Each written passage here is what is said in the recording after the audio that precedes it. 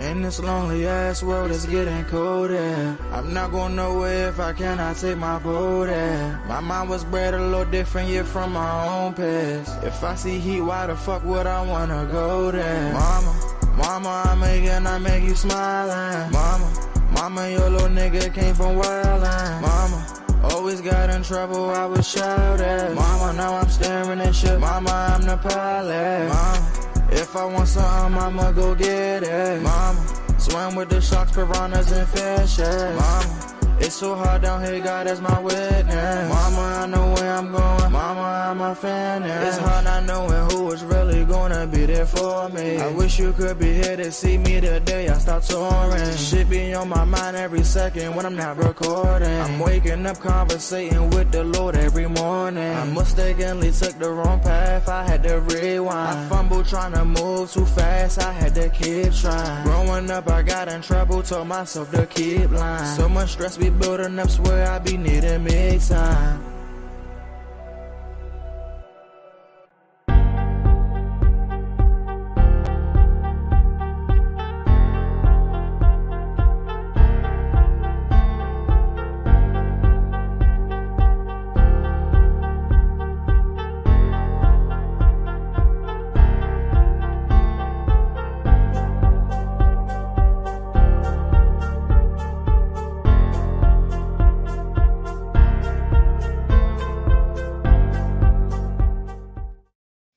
Grand rising to the DMV and the rest of the world. This is your girl Reese, aka the best that ever did it, aka already know who this is, right?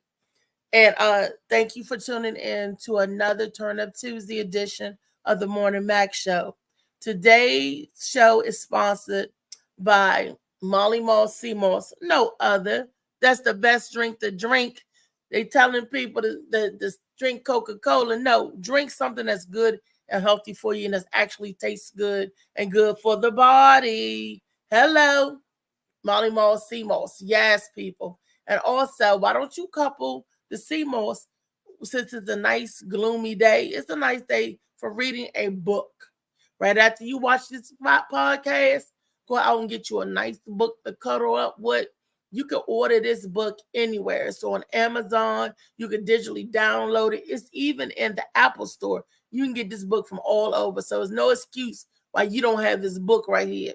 And for a limited time, you can get this book and the sea moss.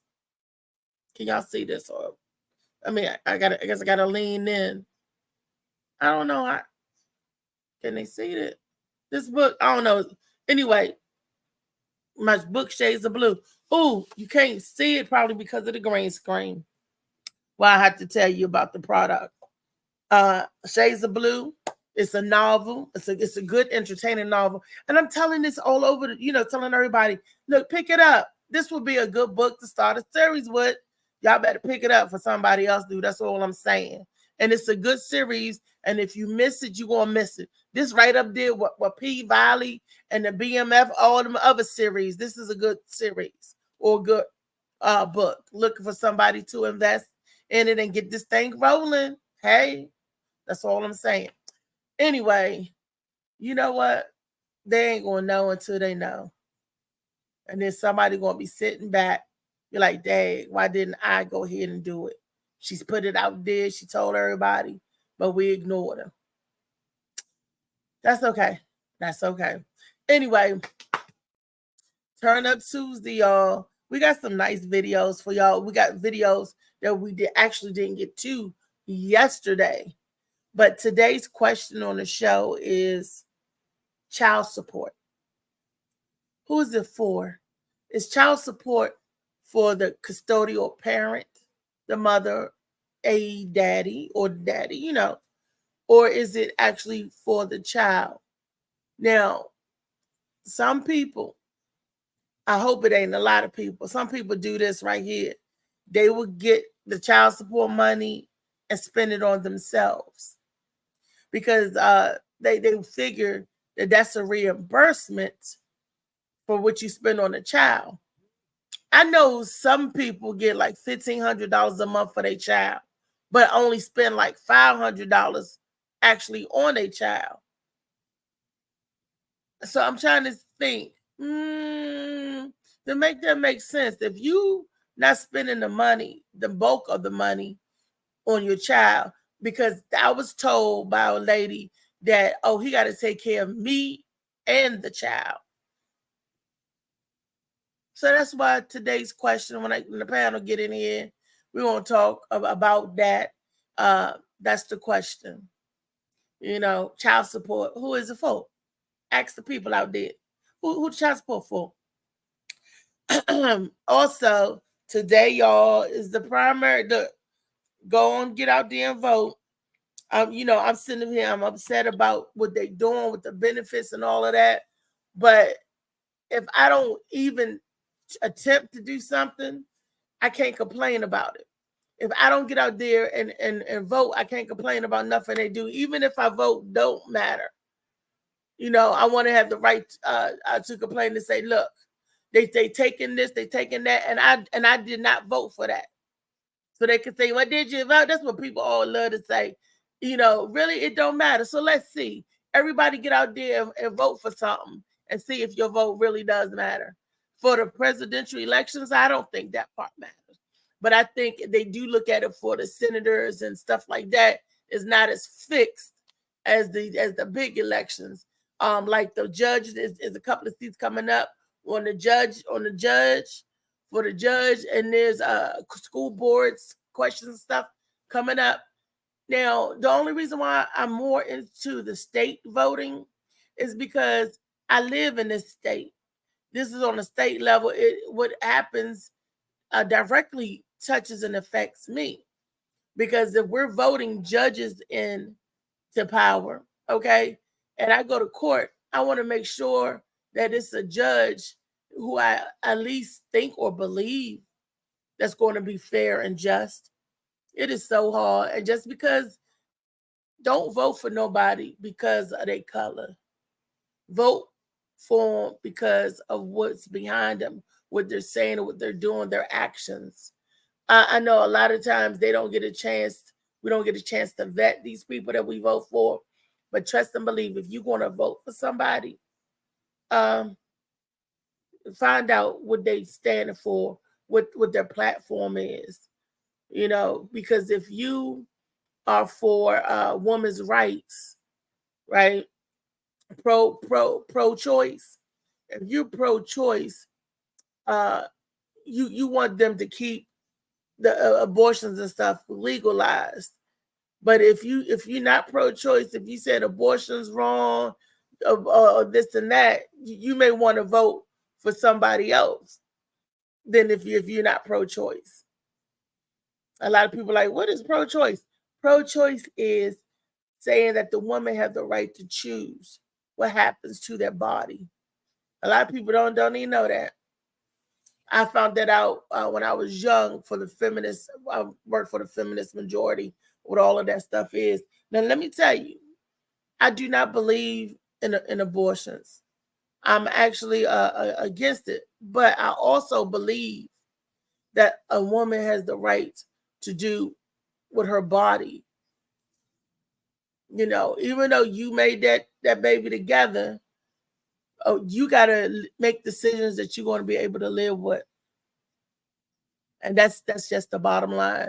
The right to have a decision, whether you're male or female, that you're able to live with.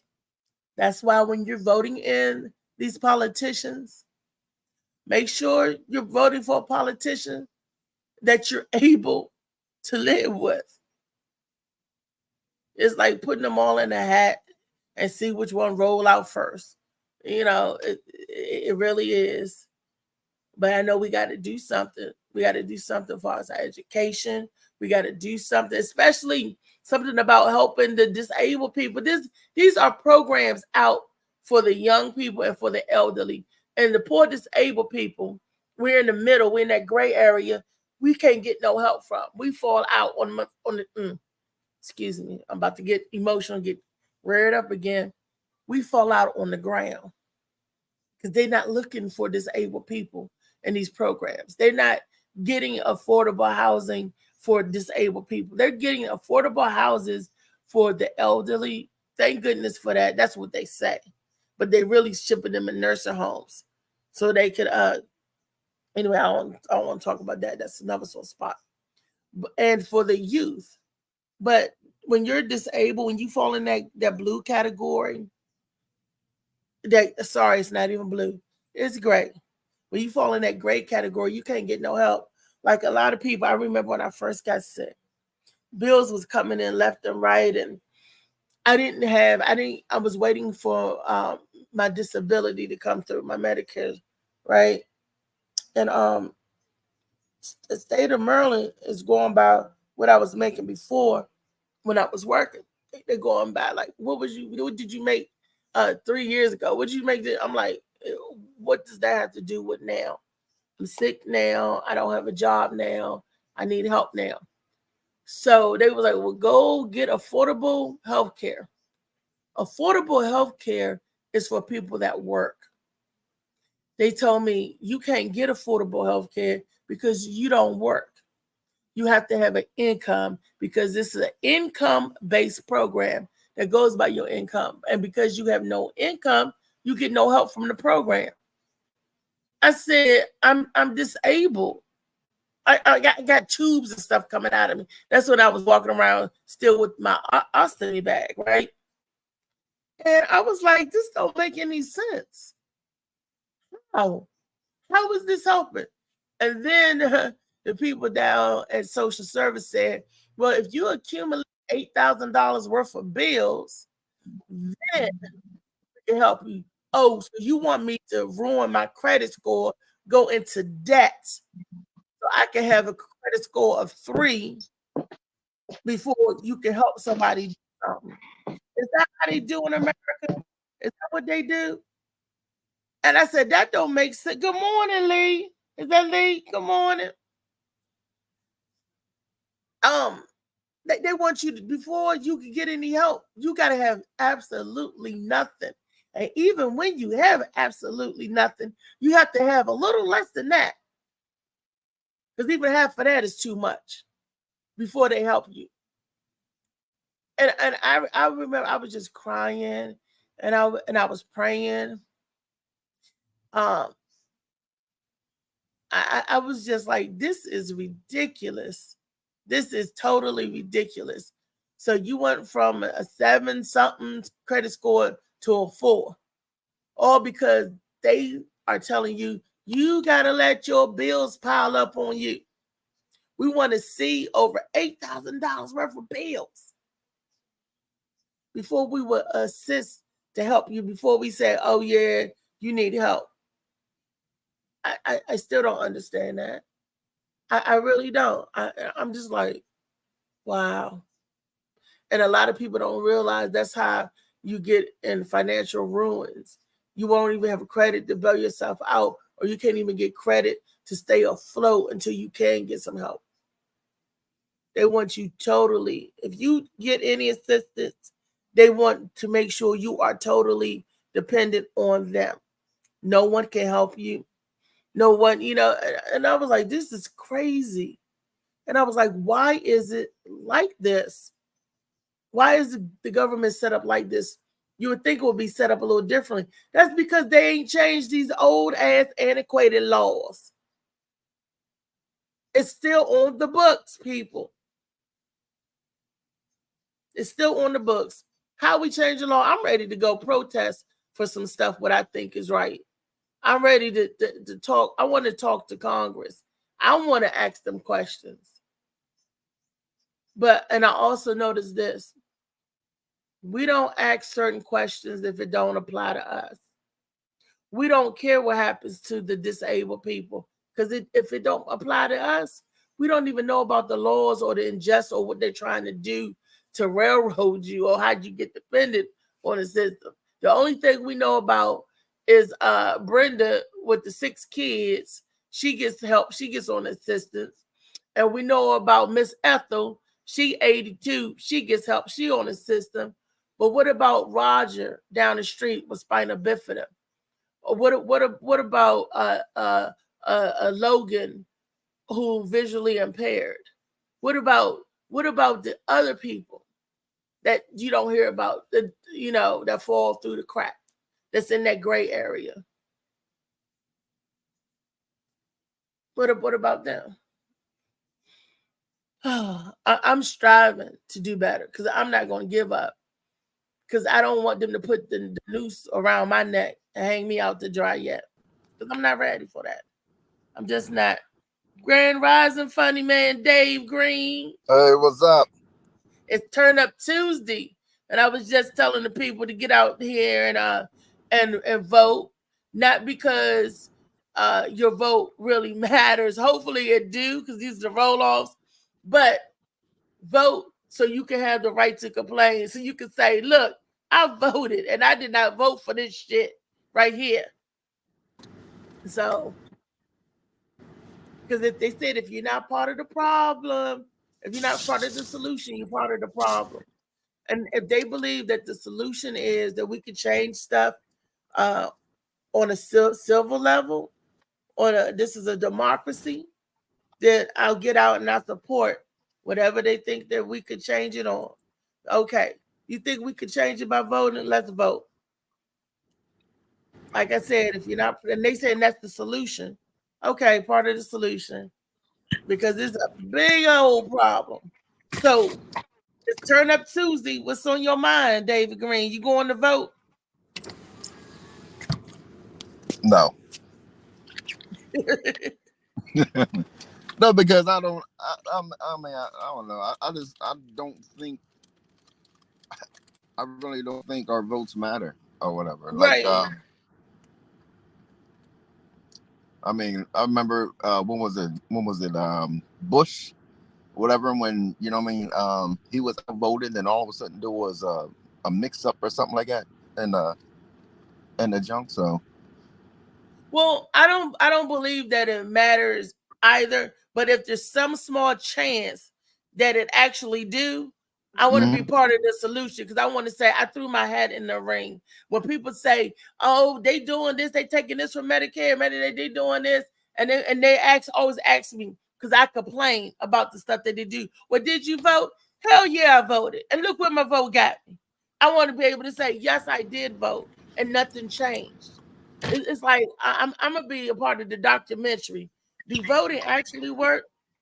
Yes. So I can have the right to complain. So I know.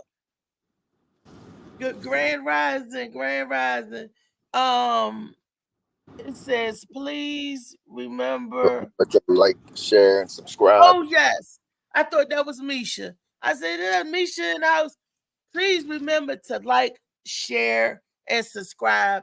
People, okay, if you're on Facebook, go to YouTube, hit that subscribe button, and then just hit the share button. I was trying to share the show today out to the people on IG, and I don't know if YouTube and IG is still friends, but I don't see my little link that lets me go share my stuff on Instagram. It's gone. Like when I look at us on YouTube and they hit like and share and all that good stuff, I don't see it on IG. Oh, there go IG. Now it pops up. It wasn't there before, because I was looking all over for it. It wasn't there before. Now it's the first one. Isn't that weird? They trying to silence me, but because I'm telling everybody to go vote, and I'm telling the people to go vote on your state level more so anything than the national or federal level about the presidency. I don't care about that, but I do care about the laws that govern our state of Maryland. I do care about the laws and who's getting in on the boards of education. I do care about these bills they pass and to fix certain roads and highways, which never get fixed. And I remember voting for the casino when it came in, because they said, oh, if you vote for the MGM, we will give the state of Maryland this amount of money to do whatever. How about the state of Maryland ain't seen it? So even though we voted it in and everything, yay, they reneged. Where the money at? And they were saying, what? COVID. That's why we didn't get no money, because they didn't make no money because of COVID. What you gonna say, Dave? Oh no, I was agreeing with you. But they was making money because the casinos were still open during COVID. Because I know a lot of people that went to the casinos and got sick. They was in there wiping the machines down with Lysol and everything. People in there with gloves. My crazy butt sister was in there with gloves on, scrolling. You know, with gloves and a mask, and she had her own little Lysol and bleach. I said, if you don't keep your ass on. I was the same way. You was in a casino with gloves and a mask on? I was the same way. Just stay home. Lysol and the works. Can't make money home. But she was gambling, you know, and it wasn't enough. She said they tightened the machines up. I said they tightened the machines up. I said, was the lever stiff? Was she mean by tightening the machine up? I didn't know that's what it meant of your chance of your ability to win. I said they got the machines rigged too. If they have, okay, this is the question. If they have casino machines rigged, you know, just like they have the election, and you said it's no good to vote because they already know who they want to vote. Well, then why play the machines if they got the machines rigged? Because I have a strategy. Oh, what's the strategy, Dave? I can't tell you, or they're gonna fix it. Yeah, I got what I think is a strategy too. But you already said the machines are fixed, so why go gamble and get them your money? Because we in America, that's my strategy. Like, I believe they are fixed, so I try to unfix it. Okay, not unless you have somebody like Molly that's a computer genius or know about this technology or that could hook a device on the machine. To let me know why is it illegal to count cards? Why did they say that's cheating?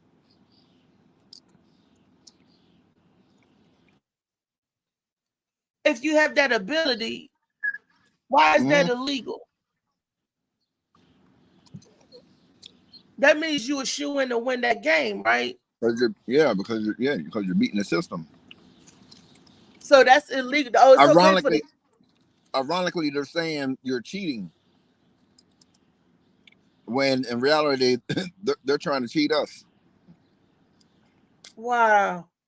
So first of all, if you got the ability like Rain Man to be able to count, right? Good morning, Lee. A second time, because I saw you butt when you came in early and you left. So, Lee, get in on this question too. Can she hear me? I don't see her. She right there. Oh, there she is. Can you hear me? Okay. It's Turn Up Tuesday, and it was just a bunch of stuff turning up on. I'm waiting for some more people to panel get in so I can run the video and ask the question today. Good morning, Mr. Womack. Grand Rising. All right, we gotta get the party thing going for Mr. Womack. Okay, the question is, and why is it illegal to count cards? If this is your ability and you have that gift, why do they say that's cheating? What are you doing? You just counting. Why would they feel that's cheating because you're counting cards? That's a good thing if you could count cards. That means you could do great in blackjack and you be able to win something because they already got the system set up rigged against you. Right. Yeah. But that's exactly what you're saying. They're expecting you to lose or whatever like that. No, you know what I mean. When they let you win, that's to build up your confidence. You know what I mean. Like, because there's been times where, you know what I mean. I was on the streak and then I should have just cashed out and left. Like one time I went in with like $20. and I had it all the way up to almost 1,000 or whatever like that. No, and no lie, the dealer, it was me and my cousin. The dealer wrote on a note and said, "Tell him to stop." And he was He like, told you to hey, stop yeah. And I was when like, you turn 20 into 1,000. yeah, You turn $20 into 1,000. right. But but because what like I said, I had a little strategy or whatever like that. No, and then I started getting greedy and stuff. No, instead of doing like um I was like doubling and tripling and that this, and I was hitting. And so my cuz he was like, "Hey D, stop. I said, "No, this is my night. So then instead of tripling, I'm doing quadruple, And that's when I started losing. I was like, "Oh, that's just a fluke. Or whatever like that." What No. game is this? And then my game is roulette. Okay, I don't know how to play roulette. Oh yeah, that's mine too, bro. Yeah, roulette is that's my That's when you spin the wheel and pick a number, right? They spin the wheel. You pick a number, they spin the wheel. Spin the ball in the wheel. Why can't we spin the wheel? Either you pick a number or you pick a section or whatever. Or color. Or color, yeah. Or color. So you can 3 ways to win. You pick a number, you pick what's the section? Oh, there's more than 3. Yeah. So you could bet on all of these different things. Sort of like the horses. No. No portion. No. Okay, so there's like the 36 numbers. So 36 numbers, right? 1 to 36, 1 to 12. That's the first section. And then the middle section is 13 to 24, I think. Then that's the second section. Then the third section is 25 to 36 or whatever. Don't forget your zeros and your double zero. Oh my goodness. Zeros and double zeros. Yeah. Definitely can't forget them the zeros or whatever. Yeah, I think it's like it got me a few times. So you could pick on the color, whether it's black or red. And green. Black or red. They got blue. You got green. I would pick blue because that's my favorite color. Then you could pick. Y'all got blue. Oh. The chips, they had the chips that are blue. Okay, so then you could pick a number. Mm-hmm. You could pick a color, a number, and a section. Right. So say if I put $5 on a color, $5 on a number, $5 on a section. And that ain't gonna happen. No, that you don't do that like that. You're not gonna have it not at no $5. It costs more? Hell yeah. You had $20. You're talking about anywhere from 25 to 50, about $15 to $25 just for the first bet. Yeah, just for the first bet. Yep. Yeah, normally my first bet is well, sometimes like on the weekdays it's cheaper. Like it's like $10, $10 to bet or whatever like that. Table stakes. So you played and you had a $20 and you turned $20 into 1,000. And that was my last. That was my last 20. But I lost it all on like I said, you know what I mean? I had like stacks and all, and I was just taking stacks, and I was like, here, put this one on the second, and which color? Don't put this on the third junk.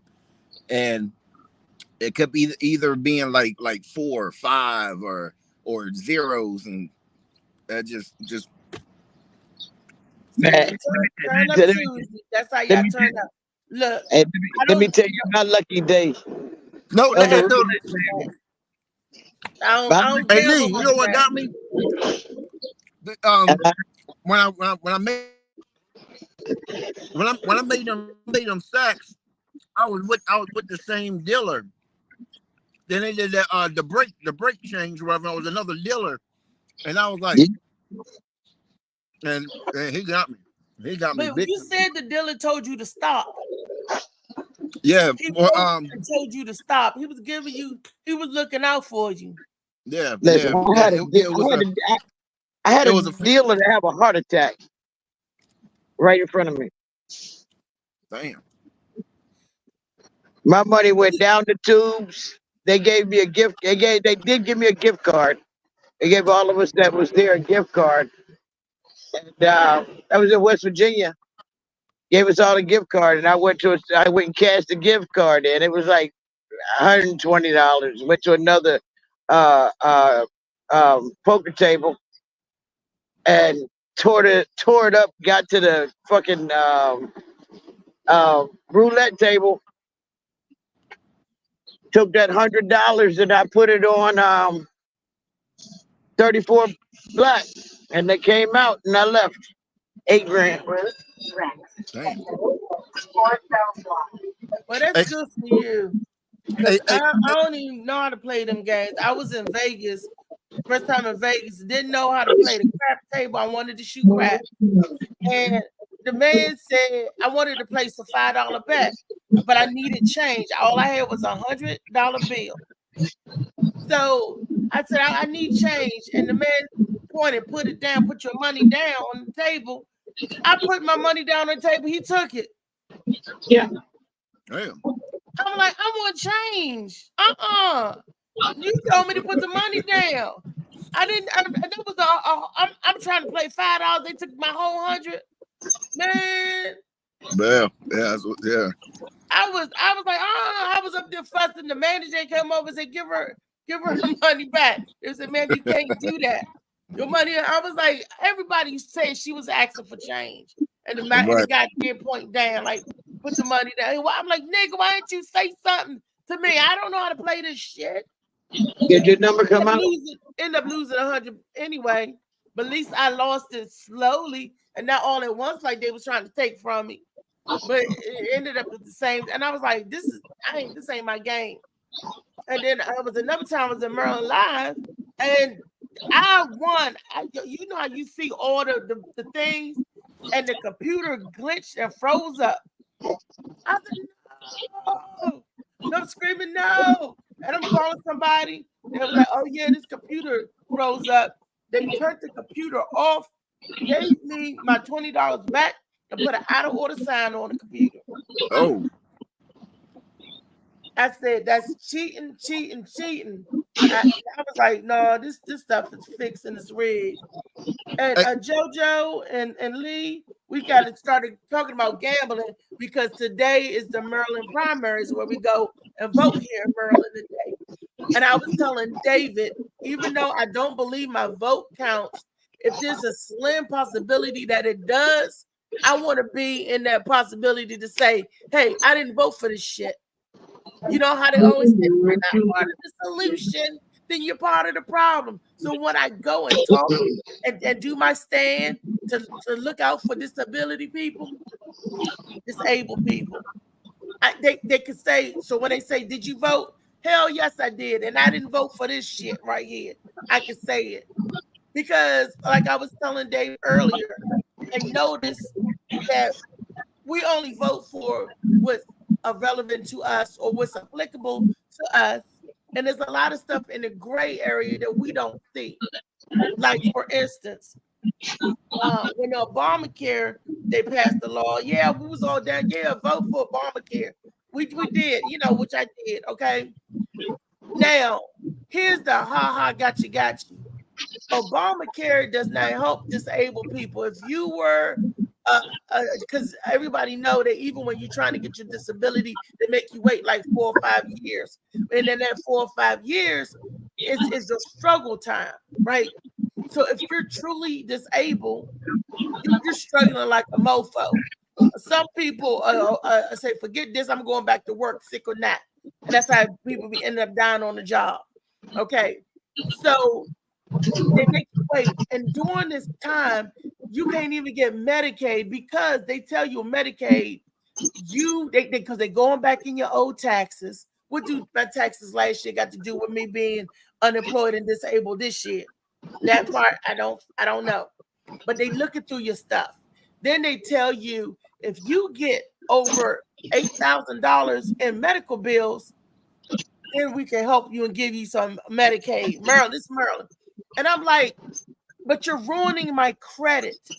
That's the gotcha. Before they help you, they want to make sure that you don't have good credit, that you won't be able to get good credit. See, they put you in a trick bag. They want to take everything from you. And if you're working, that's the only way you can get Obamacare. You cannot get Obamacare if you're not working. It's for people that have affordable insurance that's working. I sat there and I cried. I said, I'm disabled. I can't get no Obamacare. This is what I voted for. Oh, you got to have a job to get it. It's for people that's working. I was like, ain't that, I'm like, this don't make no sense. The state of Maryland said run up a whole bunch of medical bills. So your credit, it ain't no way of saving your credit. And this is because you're disabled, because you follow in that gray area. So and when I finally did get my disability, I'm still living in the poverty level. I'm like, well, can I get some food stamps from the state of Maryland? The lady said, what? You get too much money. I said, I get too much money. I'm struggling. I get too much money, but I got people on Medicare, Medicaid, Medicare, that's the federal state aid. Medicaid is the state aid. Medicare, federal. We still got to pay 20% of our medical bills, right? I still need help with these bills. If you go to the doctor and get a surgery or procedure done, you still got to pay 20% of that surgery. And if you living on a fixed income and a budget, how the hell you gonna pay $10,000? How the hell you gonna have, and if you're that disabled, you know what I'm saying? They put you in a trick bag and you are forced to stay in that trick bag and die, or die trying to crawl out, trying to do better for yourself. And these are the laws that I'm talking about. Let's vote this shit out. Get certain stuff off the books. Let's vote something in that's going to help your disabled people. You look out for the youngest. Yay, the youngest. Okay. But then you look out for the elderly people. Yay. What about the disabled people? We're in the middle in that gray area, and we don't get no type of consideration, no type of looked at. I worked all of my life. And I got sick from my oops or whatever have you. But then I need help. And I can't even get help. You can't even get help. I thought that's what my tax money was going into. I thought that's what the till it was going into that till. If you are single, I'm getting penalized for doing the right thing, for being an upstanding citizen. I'm getting penalized for not having 15 babies on the system. Because if you have a lot of kids, I ain't saying nothing wrong with it, but they'll help you. But if you're single or you just have one child, they consider not a lot of kids, and you work all of your life, and something happens to you, you get penalized for that. I get penalized for going to work every day, JoJo. I get penalized for them taking my money faithfully, for paying into a till. I get penalized because when I get something happens and I need it, I can't get no help. It ain't gonna get no better, babe. It ain't getting no better. I don't care who in office. It's gonna be one way. Somebody gonna get hooked, and okay, you might get a little relief if somebody else come in office, and then somebody else gets the chain yanked on them the same way you just got the chain yanked on you. So it's the system without flaws is a system they will never. Do you think they want to get to the end of the problem? They're not looking to get to the problem, and they got these schools for young kids that may be having trouble or their home life terrible, and they go to these special schools. They might have some to live on campus, some to get shipped in or transported in, and but they don't. It's not set up for success. The administration will not. It has where you.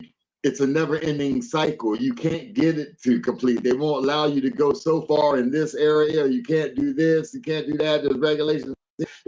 You're handcuffed, And then nothing's made for success. It's made for chaos. So everybody that's on that was the early investors, the early plantation owners. They get all this money from they getting it from every end. You get it from every end. It doesn't matter if it's Republican end or a Democrat end. They getting it from every end because they getting a piece of everything. So. Good morning, Brenda. Now, you old enough to remember it. Dave should remember it too. There was a point in American history where they were letting minorities to get ahead a little bit, right? We was doing a little something back in the 70s, the early 80s, right? You remember this, JoJo and Dave, and I know Brenda, you should remember this. Black people were thriving a little bit, right? That all of a sudden, this president come into play. Not Tricky Dick, not Nixon, not Carter, but this wannabe pseudo buckaroo Banzai, and he had this thing they call Reaganomics. He cleaned out a whole lot of programs that was for minority. I lived through it. I seen it with my own eyes. This is how come I can speak about it. A lot of people, children nowadays, don't even know what Reaganomics is. Well, he started the deficit. When he got in office, that's when it went in there. He started the major shit show. He started the Star Wars program. He took a lot of minority stuff that was helping minorities, helping people get up, and cut it out. He took a lot of those programs that gave us loans and cut it out. He did the outsourcing, all that good stuff. Good old Reaganomics. At that time, the vice president was Senior Bush. Think about it. When they got in, they hands, it was America was not the place to be. Okay. A lot of program, a lot of stuff. I was like this program gone, that program gone. Mom and pop shops that was in the community, that was our shops, low community, it's gone. It was like crazy. And I lived through that, and I seen the programs go, the programs they had for the kids, the mothers. That's how come a lot of Black nurses back then became nurses, because there was programs like Votech, certain programs to get these women that had children in a career, and we was working, we was Black, we're going to school. I got in the government. That's how come a lot of people got into the government too. They used to be on the system. They got in the baby. They had you working. And these women was proud to work. I get $3.75 an hour. I got a job, bitch. I'm working. They was proud. Right. They took a lot of those programs away. They said, oh, these people getting too proud. Oh, these people actually getting loans to buy houses and homes. Oh, no. How did you get next to Mr. Jenkins? I bought a home. The Jacksons is living to the Jenkins, beside the Jenkins. Did the Johns hear about this? Oh, no. They coming in our community. How did you get in the community? I got a loan. They was like, well, we're going to have to stop these Negroes from getting loans because they can't be living in the same block, the same community. Something is happening. They actually using it to come up. They want to get out of the projects. What? Next thing you know, good old Reaganomics came in. Boo, boo, boo. Cut this out. Take that money, and put you in a trick bag. And now you're in a buck. Now you're not a silver servant no more. Now you got to get a Medicare like everybody else got when the government switched over to FERS. If y'all govies know what I'm talking about, silver service lets you retire with a percentage of your that you work for. And when they switched over to FERS, you have to go through and get Social Security like everybody else. It's on a different thing, and they have other little cafeteria plans in between. But anyway, they switched up a lot of programs, a lot of good, useful programs that was helping minority, not just Black, but the brown people, Asian people, all of that. And they took those programs away.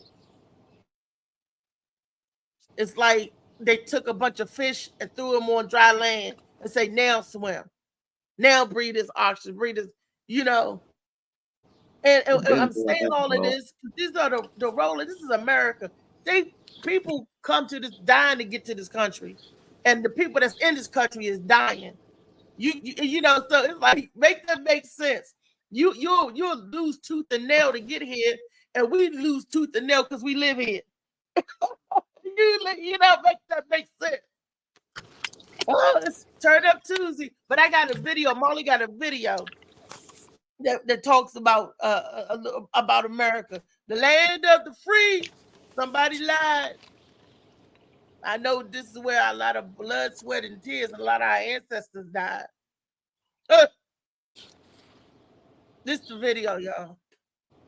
Brenda. 1980. And then after doing so, runs over someone, kills them, runs over a second person, and 4 months later is named Woman of the Year. You live in a country where a man spends 15 months in prison for securities fraud. In a movie they make about him, he punches his wife in the stomach and then kidnaps his own child. And all of you love that movie because I'm not leaving. I'm not leaving. It's The Wolf of Wall Street. You guys know who is the face of prison reform in the United States? Who is it? It's Kim Kardashian. Kim Kardashian, who made us is the face of prison reform. If you don't believe me, Google right now Kim Kardashian standing next to President Trump having legislation signed while she's in the Oval Office. She made a tape where she was having with Ray J, and now she's getting legislation passed, and you're worried about a meme that you're supposed to post. Status is status is status. Doesn't matter what you do. If you get more attention, no one will care. People want to make TikToks with O.J. Simpson and don't give a about what he probably did. You live in a country where a man transitioned to become a woman after winning a decathlon in 1980, and then after doing so, runs over someone, kills them, runs over a second person,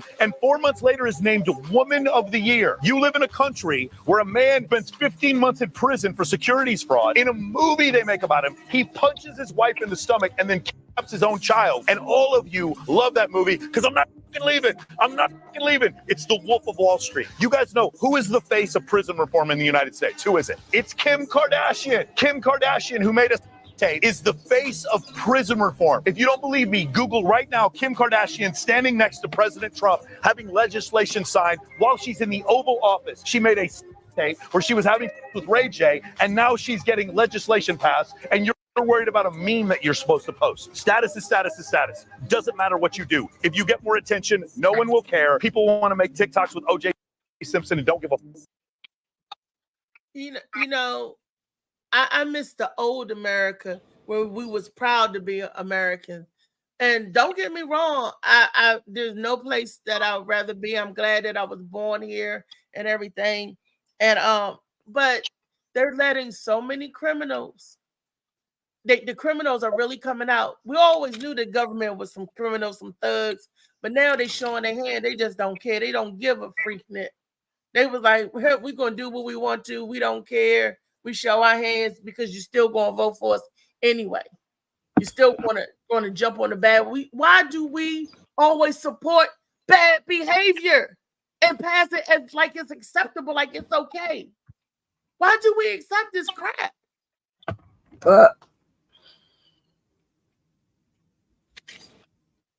Anybody got anything about what we saw the video about what they're saying?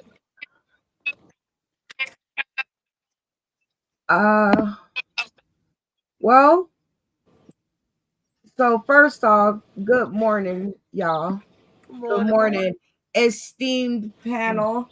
Good morning, DJ Slicky Woo Boo. I see you out there. You know, I don't know why we accept bad behavior, but we still listen to R. Kelly's music. So, and I was just committing a crime. No, he committed crimes, but we're still listening to his music, is what I'm saying. And so, what you just did right there is you're qualifying. You know. Oh, I'm not purchasing. Now, I'm not buying R. Kelly music or nothing, Brenda. What I mean by we is in America or Americans. You know, he was convicted of something that's pretty not cool. Even though she was a willing participant, it still wasn't cool. He a grown man, but we still listen to his music, and we in America, we qualify it. Well, white people don't throw theirs out, so why should we throw ours out? Not really sticking to our morality, as in black, white, or indifferent, like how do you feel about it personally, not what the other side is doing, so it's kind of like a tit for tat. If they don't throw theirs out, why should we throw ours out? And they don't close no churches down. They don't stop going to no churches. All they do is move these priests who molested thousands and thousands of little boys, messed up the people's lives. That is exactly what I'm saying. It's not a tit for tat. It's you have to stick to your guns. No matter what other people are doing, you have to stick to what you feel is right or wrong. Because you asked me what's wrong or why do we keep doing it? And I'm telling you, well, in my opinion, why. It's like we look at the other side and decide because what they doing, they're doing it wrong too. But we decide, well, if they're doing it wrong, we can do it wrong too. And that's just not it.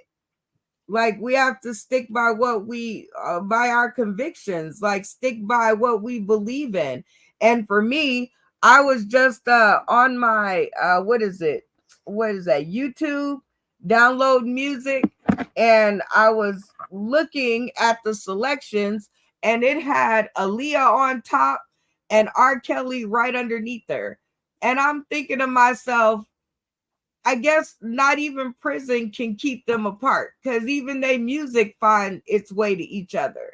You know what I mean? Like, it's just, it's really a thing when you just look at another person at or another race at what they're doing and decide because they're doing the wrong thing, we're going to do the wrong thing too. So that in turn just ends up everybody doing the wrong thing.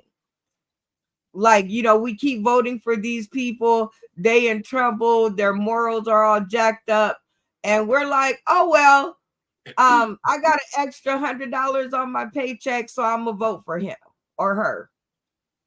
Oh, it doesn't matter to me, so I ain't even gonna vote because it doesn't even affect me, so I don't care.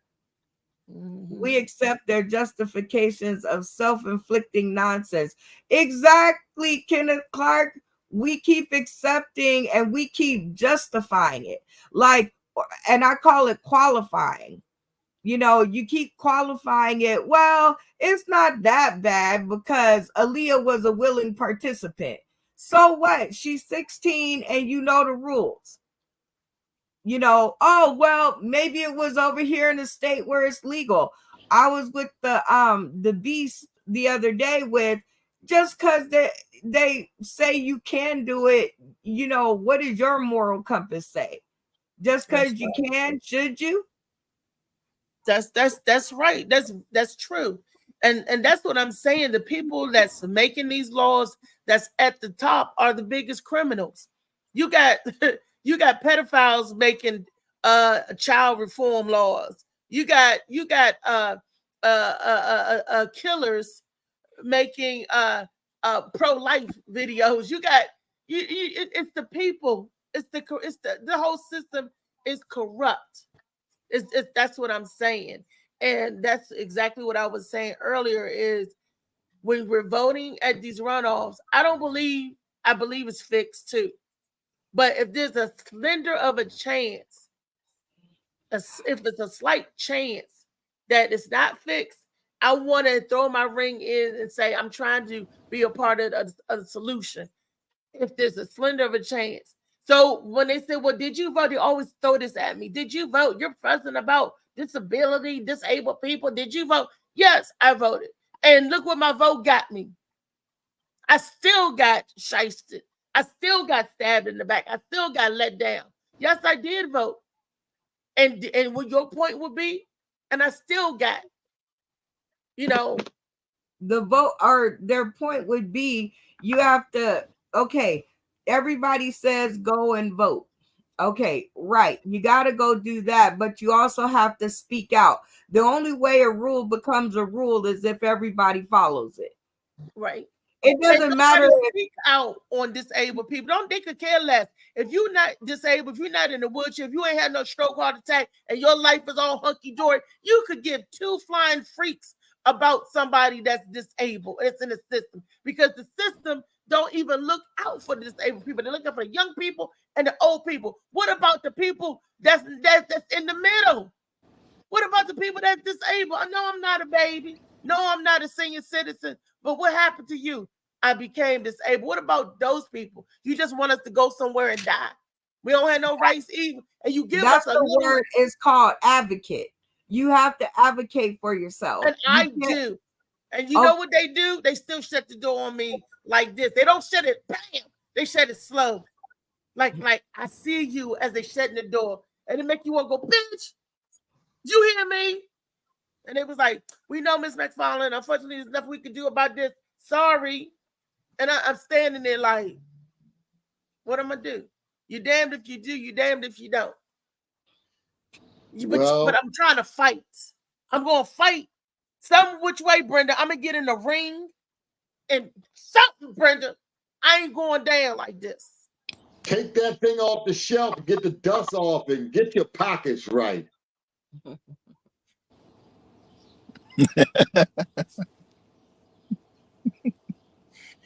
What do my Mizawagi got to do with my what do I got to do with anything? Tax free. They won't even know about it. Start a business. Oh, shit. Comedy Coochie. Here it is. You can laugh. Comedy Coochie. It's funny. Come and get some of this disabled coochie. What? She got Comedy Coochie. Oh, that's a funny cat. She got some. That is funny. And she'll fix you a hot plate. Come and get this Comedy Coochie. You're going to laugh, have a good time. And you might get a hot plate if you good. Comedy Coochie. Brenda, I think I came up with a new skit, Brenda. What, Comedy Coochie? Comedy Coochie. You heard it right here on the Morning Mac Show. That dude was kind of he was kind of flustered in that video, but it seemed, you know, if they were, it's technology and all that, it's just advancing in life. Like we always say, nothing stays the same, you know, but just imagine the technology that they have now. He's like, Kim Kardashian got a sex tape. Man, there'd be a whole bunch of old Billies, Barbara Bush, all them old, I mean, before that, a lot of them old biddies would have sex tapes if it was as convenient as the phone in your hand.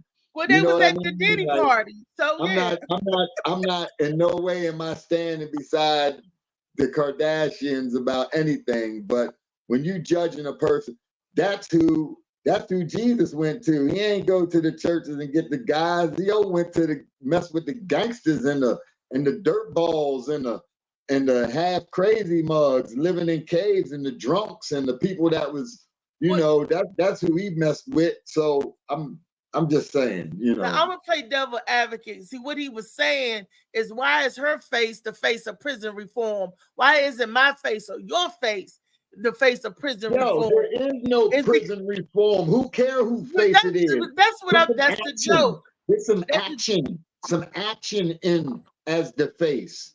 As the face. Let's have action as the face. It don't matter who up there, who been up there. And what's been the difference? You tell me. Exactly. What is prison reform? Y'all get new uniforms. Come on, yo. What is that? Where that at? You get new uniforms. You get to wear your own sneakers. Is that what? And you know what I'm saying? Like it don't matter who face on it. It might as well be hers because it's a joke anyway. You see what I'm saying? They might as well have her up there or anybody. I'm not saying she a joke. People, like I say, people that come from that been through some stuff and done some stuff, staying at the top of the mountaintops. You know, everybody got their time to shine sometimes. You know what I mean? Saying she's a joke. That's why they mentioned the Ray J sex tape, because they are saying that that's a joke. No, I'm just saying though. I mean, people do things, and you know that don't really even have. Let's talk about the prison reform. Forget who face on it. What it's been doing for the last, ever since the brother got locked up. You know what I'm saying? What it ever been since then? Since they started locking brothers up. You know what I mean? After they gave up slavery. You know what I mean? And they figured out another way that they could trap us off. You know what I mean? So I asked that question yesterday. Tell me when the reform was like that. You become a government property. And whose face was on it? You know what I mean? So I think Kim started a program where to get people that that was innocent or whatever, like locked up or whatever, that was innocent. A chance to, to prove their case or whatever like that. No, like if they got locked up, didn't have enough money for a lawyer, or was set up, or that is she was proving her innocence. Yeah. So nobody should never take a plea deal if you didn't do it. They say that's another way they trap you in the system. Say, oh, if you take a plea bargain, you get a lesser charge. Well, how about I should get no charge? If I didn't do it, I didn't do it. Yeah, but how about that don't ever happen? How about that don't ever happen? No charge. You know what I'm saying? I mean, versus in a plea, because if you plead, you're saying that you're guilty to something. I know, but when you standing up a rate of a system that is so far off the balance, and you getting probation or 2 years, and you go to trial and stand to get 25. Right. I mean, come on, yo. I mean, and you are, like I said, it's a terrible system. Or if you're young, or if you're young and you don't know the law like that. You're just like, like caught up in a situation, and they just like, like you said, plea bargain, or this is whatever like that. No, and you just like ignorance is no excuse. Yeah. I've heard a judge say that ignorance is no excuse for no, but let me tell you, going against the law. Just because you didn't know it was an illegal don't mean that's any. No. I'm not talking about the crime. I'm talking about you don't know about like pro bonos or plea bargains or this. You know what I mean? Like I'm saying, ignorance. That's what I'm saying. Ignorance. Not the crime. What about being poor? What about being poor? Because how about if you didn't do it, don't plead down. Usually people who plead to things, they done did something. Maybe not exactly, maybe not exactly what they're accusing them of, but they done did something. If I'm innocent, I'm not taking nothing. There's a lot of finger pointing going on at the other person. If you know you didn't do nothing, you stick with it. There are people in prison right now who were convicted that are sticking to their guns that they didn't do it. Right? They didn't take plea bargains. They didn't take nothing. Stop pointing at the other person. If you know you didn't do nothing, don't take nothing. If you know you did it and they're offering you a plea bargain to reduce your time, take it. Brenda, they're going to stick something on you. This is a true story. They took a year and a half of my uncle's life and to let him out for nothing because we could not come up with his bail. He didn't do, he was convicted of something in self-defense. So you kept this man for 18 months, interrupted his life. And then to say, okay, you free anyway, but we're going to be watching you for the next 5 years. He didn't do shit. He was protecting himself. He was a victim, but you made him the criminal because we couldn't afford to bail him out. He had to stay in prison for almost 2 years. Now, where's the conviction? He didn't take a plea bargain, and I'm sure he didn't do nothing. What she's saying sound good, Miss Barbara. That sound good. You know what I mean? But you did do something small, and then your charges are trumped up to be something way bigger, and then you go into the courts. And that's just a way to get a conviction out of brother, and it's not always you did something. You know what I'm saying? That ain't something to fall back. I'm just saying that ain't nothing to fall back on. Like that's the answer to everything. That's not cool. I'm just saying the system's messed up, and it is messed up. And brothers don't want to go to jail for 40 years to get out on an appeal.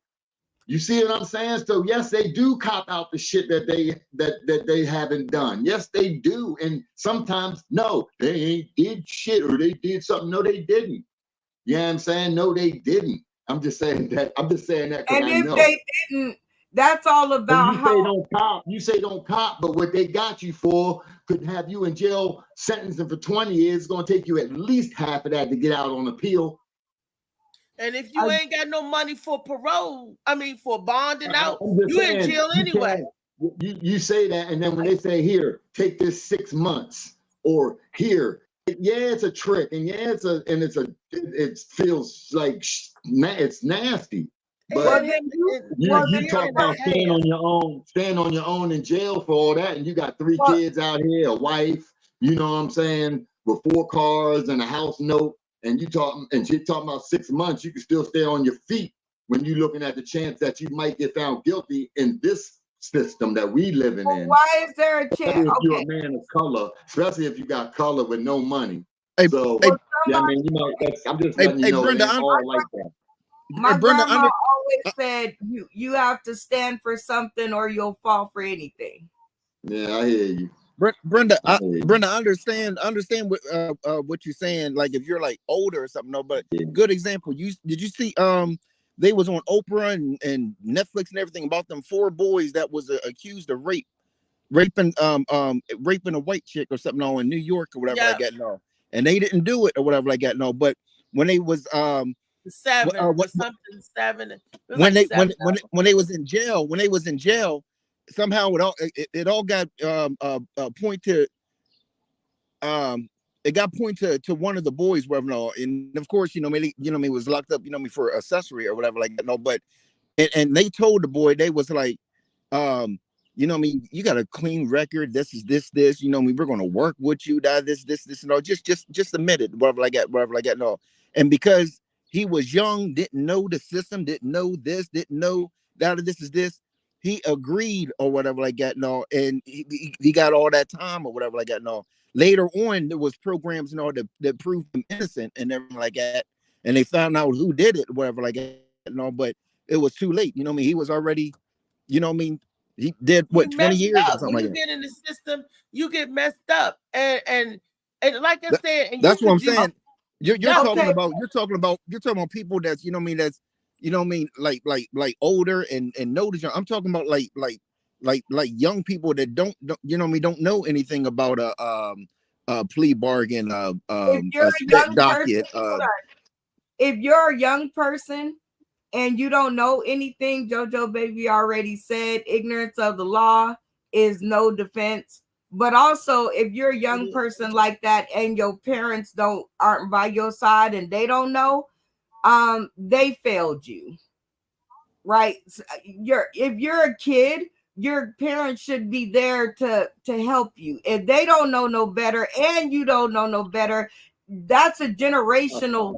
That's messed up. They failed you. Brenda, they can't take my son.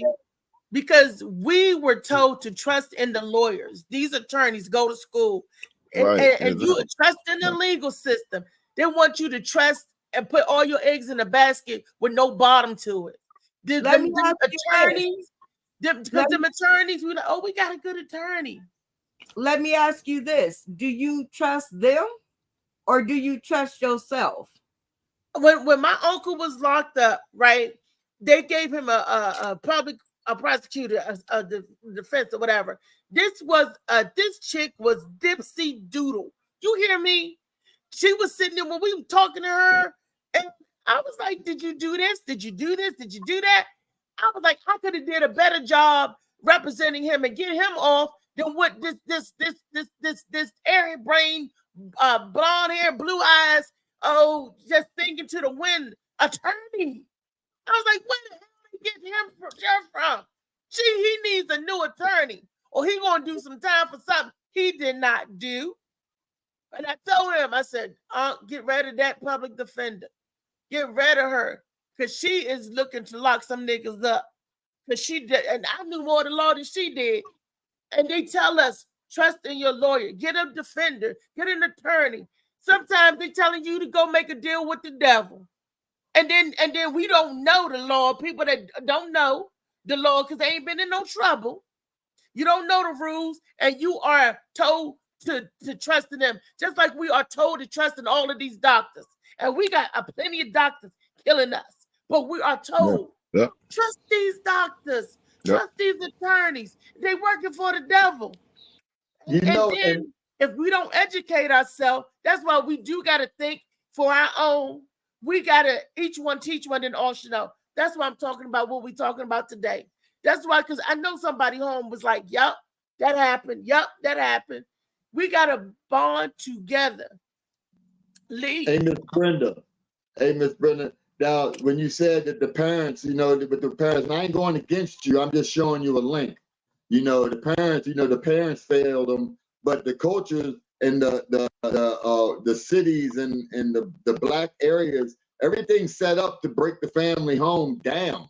You know what I'm saying? So it's all set up and understood, you know, that they do have the ignorant coming in, that they do have people that might have a jacket that have the experience, and they rather take a cop and be on probation than go to have a possible going to jail for a couple years. Yeah, because they built that it's beat up. It's like when you go to court, they get you up at like 3 in the morning, 2 in the morning.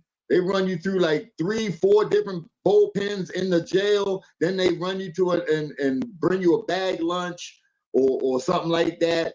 Then they let you change your clothes. Then they cuff you all. I mean, then they put you in another 2 or 3 cells at the courthouse. They wear you down too. They make it so you don't ever want to go back to the court to fight your case again, just from getting up in the morning. And I'm not saying that you'd be weak and fall for that, but I'm saying this is the type of system you're up against.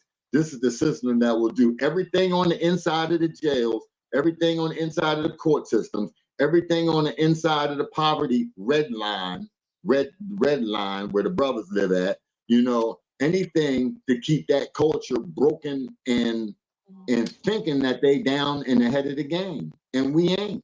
All we doing is looking at our phones and getting our knowledge. You know, we ain't. You know what I think right now?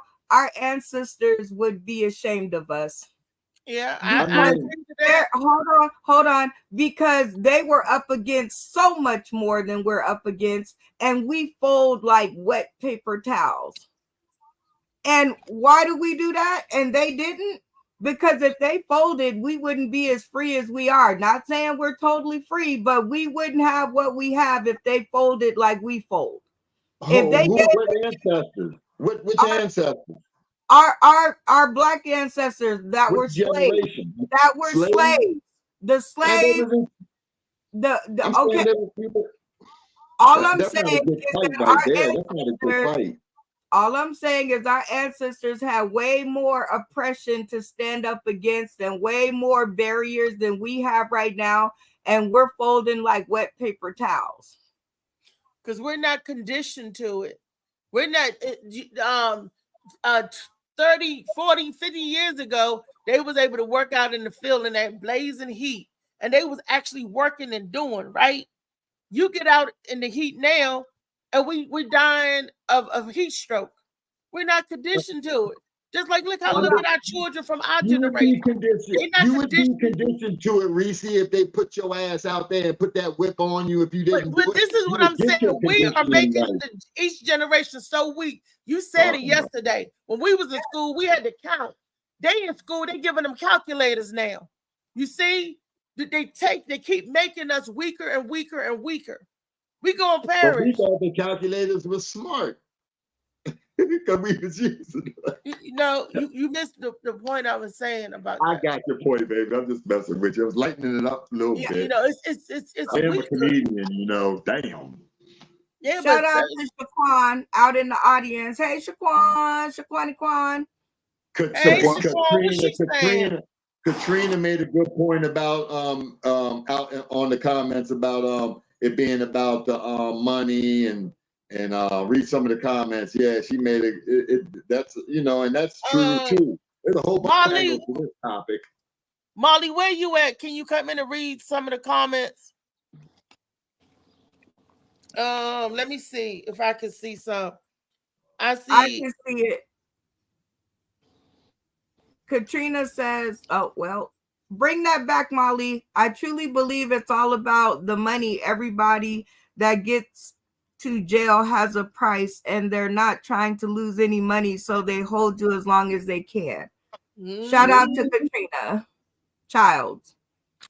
And that's what I said. They held my uncle almost 2 years because we couldn't afford to bail him out. And then when he finally had his day in court, they threw it out. But you give this man, you took almost 2 years of his life, then you give him a record and say, okay, we're throwing it out because you didn't do nothing, but we're watching you. Why don't you watch a real criminal? Why are you watching him? He was disabled, spent the time in the infirmary. Why are you doing this? Well, Shaquan said the criminal justice system is set up to monitor people in a lower socioeconomic status. Yes, I agree. That's what I said. And Poor, to being poor. strip you of your rights to bear arms as well, to protect your family and stuff. Okay, and Kenneth Clark said the biggest crime is elite capitalism. We know this. That is so much true. That's why I'm telling the people, when today for the state of Maryland, you're not voting for president. I could care less about that, but I am voting for judges. I am voting for teachers. I am voting for the laws to get certain roads fixed, and all of those are important because those little level votes probably will count. You know, in the system, because they do. If you vote to get this done, just like with the casino thing coming. But I'm voting for my judges because I want to make sure if I go to court, it's somebody that I feel that's going to trust. You know, that I trust is going to give me a fair shake. It's not going to be somebody that say, oh, you can't afford bail, sit him over there. You know, I want a little bit of justice. I got a little bit of hope, a little glimmer of hope. So when they say, Reese, why are you going out there? Why are you voting? Because I would like to believe, even though I don't believe, I got 98% that says that this some bullshit, don't matter who you vote for. But that little 2% of hope, that's why I'm going out there for that little 2%. In case there is a difference, I'm going to try to do what I can. What can I do? I ain't much, but I can try to do what I can. As I told this young lady on the cruise that I was with, she came to me with much the same chagrin. Let's put it that way. She said she had a whole lot to say about something she felt passionate about, but she just couldn't figure it out.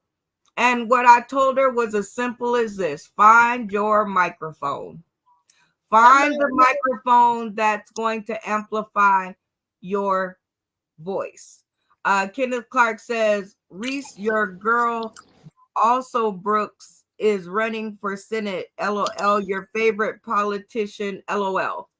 She ain't even she doing a commercial with David Troon. She ain't even answered me back because when she did that, also Brooks is not my favorite person. I'm still waiting for her to answer me back or someone in her camp.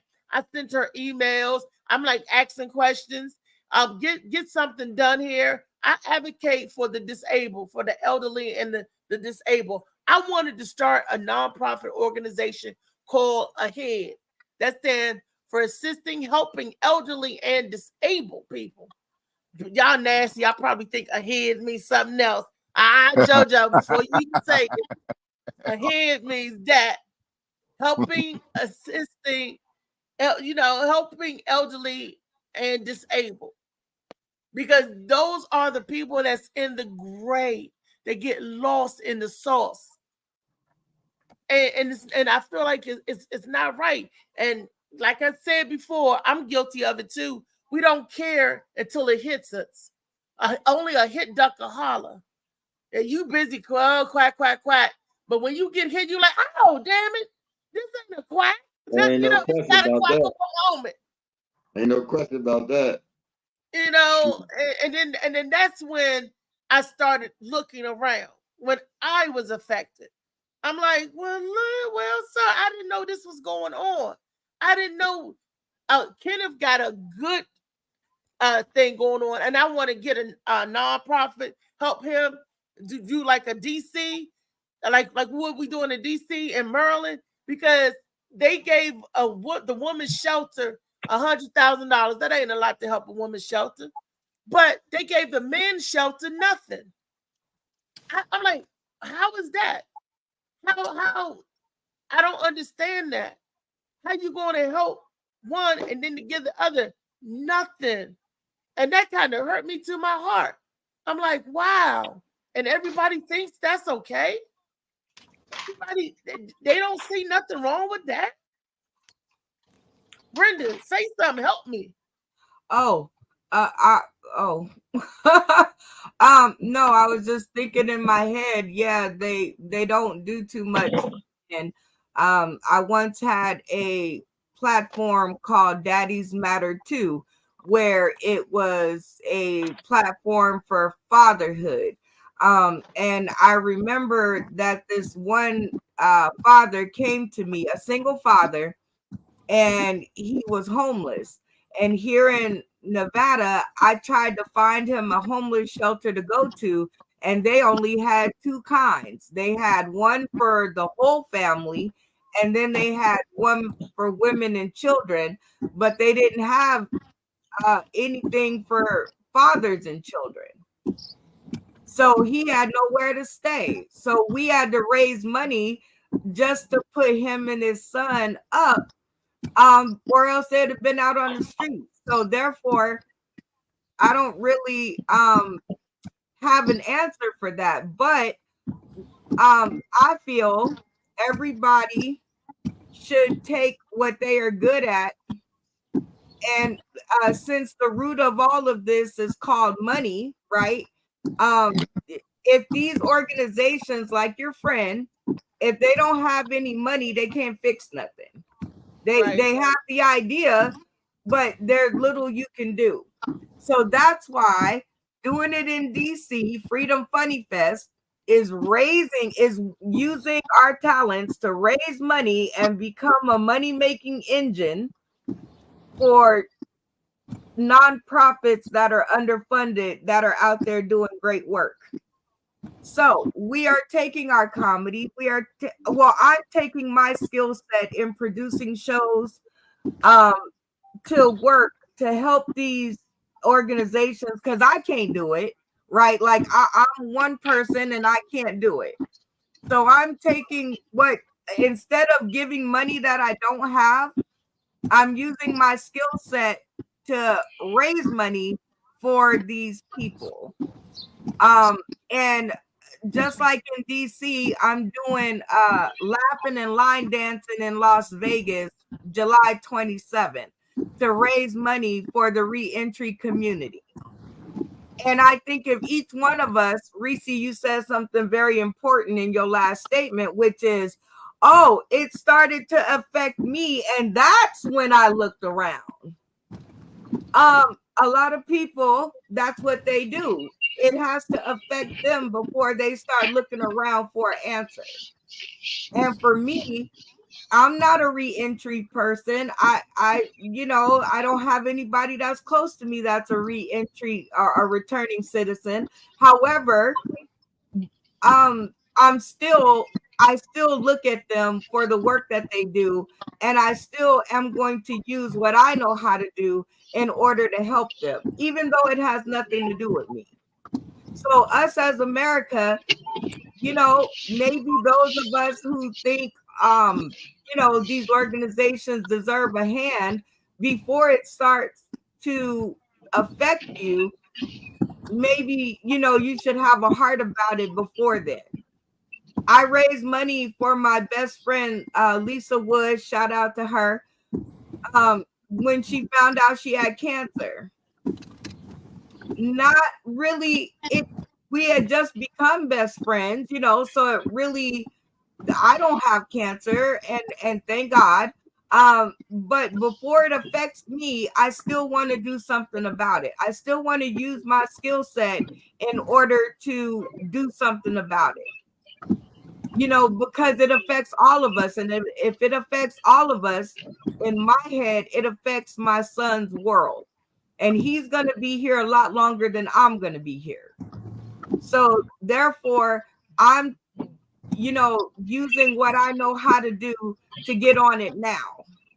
So maybe, you know, hopefully whoever sees this show and they have something in their heart to go out and help something that doesn't have anything to do with them, maybe that's one of the resolutions that can happen. People have to have a heart. You said it, have a heart. And the way that this world is coming up is so quick and cold. And they're so sensitive. They're not built like a Ford Tough. You know, they're not built hard like we were back in the day, but they're so calculating and a callous attitude. And then you have the nerve not to be ready for the fight, not to be ready for the wherewithal. You have the nerve to be a punk going around starting fights. You have the nerve to start a fight and you can't even ball up your fist. And that's the next generation. That's what they're doing. It's a lot of that cancel culture. Oh, you can't talk about this, talk about that. I'm a comedian, and guess what? I talk about whatever the freak I feel like talking about. Okay, and that's all I'm saying is this is today in this day and age. I think our relatives, our ancestors, I'm gonna still say our ancestors, you know, I think they'd be ashamed. They're rolling over in their grave right now. And I know I'm not equating what we're going through. I know the situation isn't the same, but whether it's the enslavement of our body and our mind, as opposed to enslavement of our minds, either way, we're allowing them to pull us backwards. They can't make a rule unless we all follow it. That's true. Amen to that. With me, I will help you live, Brenda. Aw. I've been seeing the foot on the neck for a long time. So I mean, I've never been pushed forward. I don't know what part of the country you was in when they pushed the Black community forward, where you were at, you know what I'm saying? But wherever I was at, Baltimore, Washington, Harford County, I didn't see anywhere where the system pushed up. So holding us back, they've been doing that. Now, cutting a little bit of slack off is one thing.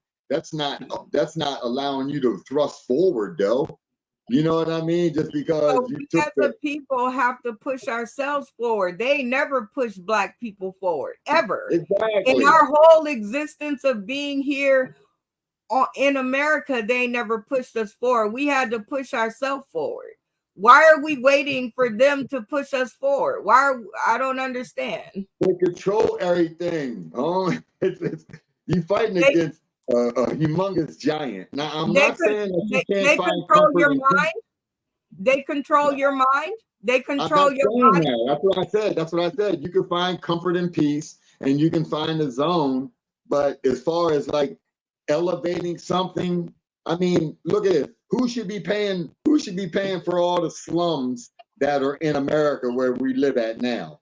Well, let's think about it. The banks redlined our communities, and the banks has been making billions for hundreds of years. So maybe they should fund building our communities back up.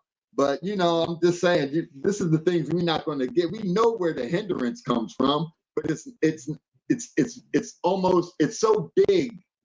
You're not going to be able to get over. You can find a comfort zone. It's so big that you just sit back and I'm saying this in the best way possible. You sit back and complain, but even if it's, you know how you eat an elephant, our black people as a whole, they sit back and they complain. But do you know how to eat an elephant? One bite at a time. One bite at a time. There you go. You can't just You can't just What's up, fam? hey What's Phil. up? You Hey, can't just get overwhelmed because it's so big. You have to eat it one bite at a time. All right. Well, I get you. I hear you. I hear you. I've been through the system. I've been on the goods. I've seen it. I have a clear vision of and understanding of what we're dealing with here in America. And you can take one bite out at a time, and sure you'll get some up and you'll get your belly full a little bit, but the elephant ain't gonna be gone if you're sitting there eating. It's gonna spoil before you get to the the bottom of it. elephant, the You know elephant what I'm ain't saying? gonna It's gotta never. be The it's gotta be elephant is spoiled. never gonna go away. But you you know what can't that just. It's an everlasting, like Willy Wonka's jawbreakers. It's an everlasting elephant.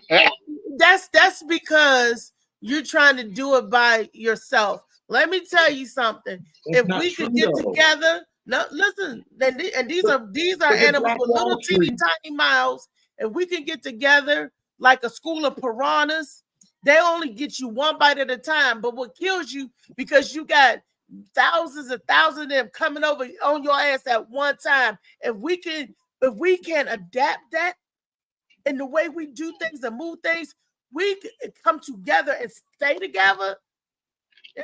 Homegirl, they did that at Black Wall Street and they crushed it. Are you hearing me? And they did it. The story you showed about that's the music part down at the beach in Cali or something. Judah, what's the name? I forget the name of the joint. But that part, they crush it. So aren't we still that marching? sounds great.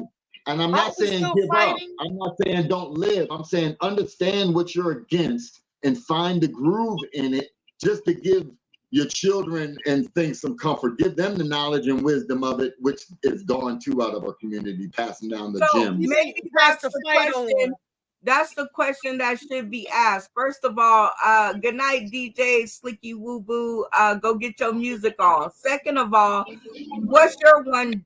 what is your one bite, JoJo baby? I know what my one bite is. What's your one bite? What's my one bite about what? That's how we eat the elephant, one bite at a time. And like Reese said, if everybody takes a bite, we get somewhere. So what's your one bite?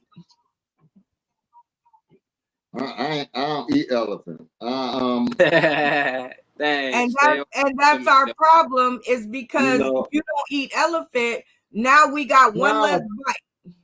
Nah, because I'm not biting in something I know is toxic that I'm not going to ever finish. That's just going to bloat me. That's just going to make my diarrhea.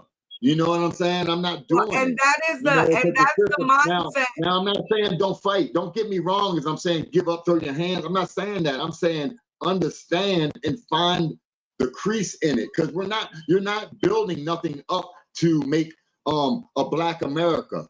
And I haven't seen in 300 years, a couple hundred years, I ain't seen nobody going back to Africa. You know what I'm saying? Except Muhammad Ali and Joe Frazier. Muhammad Ali and George Foreman was the only ones that I seen go back to Africa, and they didn't stay. I'm just saying that. He said they didn't stay. All I'm saying is that most of Black Americans, they have your thought in mind, exactly what you said, and that's how come we can't get anywhere. Secondly, I'm not trying to make a Black America. And maybe, that's not what I'm trying to do. I'm trying to be a Black woman in America. I'm not trying to make a Black America. I'm not trying to take over the United States and make it all Black people all the time. I'm just trying to live fairly as a Black woman. That's it. And that's my one bite at a time. With Black America what I meant was like just comfort in the Black community and being able to build. Like I said, we've done that many a times. I'm not trying to make our money was good. Our money was good. Our upbringing was good. Our communities were good. We didn't have all the crime and the dope in them communities as much as they do now because we were running them. But as soon as we start running something, they crush it. Well, then I hate to tell you this, but as I guess if you do the biblical thing, right? Yeah. Our black men are failing us then, because you're supposed to be there. Where if you won't take the bite, why should anybody else? I don't know. I don't understand the concept of taking a bite out of the elephant of how it relates. That's my mind. Yeah, I disagree because the black women failing us before the black man. Y'all the ones. How about that? Y'all went to the system first. We can't You go wanted through the to plug system them and in. get the things y'all get. Y'all let go the government, then you can say we failing y'all. But right now, black women failing us as well. We failing each other. Yeah. Well, yeah. the thing, in that instance, we might be failing each other, but men as the head of the households, if that's what you believe, you go first. We follow. Well, the women don't believe Y'all that. don't follow no more. Y'all don't follow. Believe that. That's right. You said no more. You said we don't follow no more. Yeah, I back said in the the women don't day, believe y'all that was no more, following. though. Sorry, No man lead y'all no I more. have a saying about this. I say black men won't stand up and black women won't stand down. Yeah. And that's where we're at right now. Yeah. But all this was just a creation that kept creating. And once you see something, when they put the communities here and they let this happen, then something changes, and it just changes Molly, little by little. I got a video. Show that video, Molly, that I got. That's perfect to talk about that. Thanks for watching. Have a good night, Katrina. You said you got a video, Reese? Yeah, the video I sent to the group last night is about when the lady was telling, "I need you, black man, I need you," and he grabbed her and he hugged her wrong, and she was like, "Wait a minute, you see, I'm coming to you on some real stuff." They was on one of the talk shows, and he disrespected her. When you put his hands on the booty. I thought it was about child support. I ain't never see it. Oh yeah, I'm sorry. That's the only way. That's the only way I can figure out how he did it. I ain't never seen it, but I figured that out. Yeah. And the topic pretty much child support. Thank you, David, for bringing it back. The question is, child support, is it for the child or is it for that custodial parent? Because like I said, I know some people that get the father's money and only spend like a couple of dollars on the child and take the rest, and it's on them. And they feel that the man should take care of them as well, them and the child. My thoughts are different. I feel that the money should go for taking care of the child. Like if I got a child, that's what it's supposed to be for. Right. Yeah. You put half in and I put half in. Now, if you getting some of your money back that you already put in, more than half, because maybe he didn't have it at the time, that's different. But I see a lot of mothers that don't do what they supposed to do. A lot of them, and not saying there ain't a fathers out there. There's definitely a lot of fathers that don't do what they supposed to do, but mommies not doing right either. And then the child coming up as the bad fruit. The child coming up as a damaged, I'm gonna say damaged, I'm sorry. Damaged product. Because they ain't necessarily bad. They just damaged from what they see and the way they grew up and what they adhere to. And it's not the child's fault. It's these parents. We expect our parents to hold us, not keep dropping us. What happens to a baby if you keep dropping the baby? That baby either gonna what? Be really jacked up, brain damaged, broken up, or dead. And that's what a lot of people do. And they don't even realize it. Child support. Who's supposed to get it? The parent or the child? Well, Reese, look, I understand child support for, like deadbeat dads and that this no, but some women are using child support as a weapon. You know what I mean? Like they can be in the wrong, they can cheat, they can this. When you're like, I'm tired of it. Okay, well, I'm gonna put you on child support. And some of that time, sometimes it's backfire because I knew a young lady who was being very vindictive, and the dad did everything he's supposed to. Don't you know when they put the girl on child support because he had other kids, she was only getting $34 a month. You went from an easy G5 to a G when he was doing it on his own to now all you get is $34 a month. And now he don't even feel that he want to give you that extra. He don't. All because you was trying to be spiteful. So you cut your nose off to spite your face. Okay, And so what I'm hearing is personal issues and grown folks issues. Even if they change the order to $35, he should have still been paying what he was given in the first place because that's to your child. So what he started doing was buying. If she needed school clothes, he bought the clothes. If she needed supplies or shoes, he bought the shoes. No longer was he putting the money in the mother's hand. That's what I'm saying. Well, and that is right. All fair. I just think but Reese, you know what that you know what that's considered, because my cousin went through the same thing, but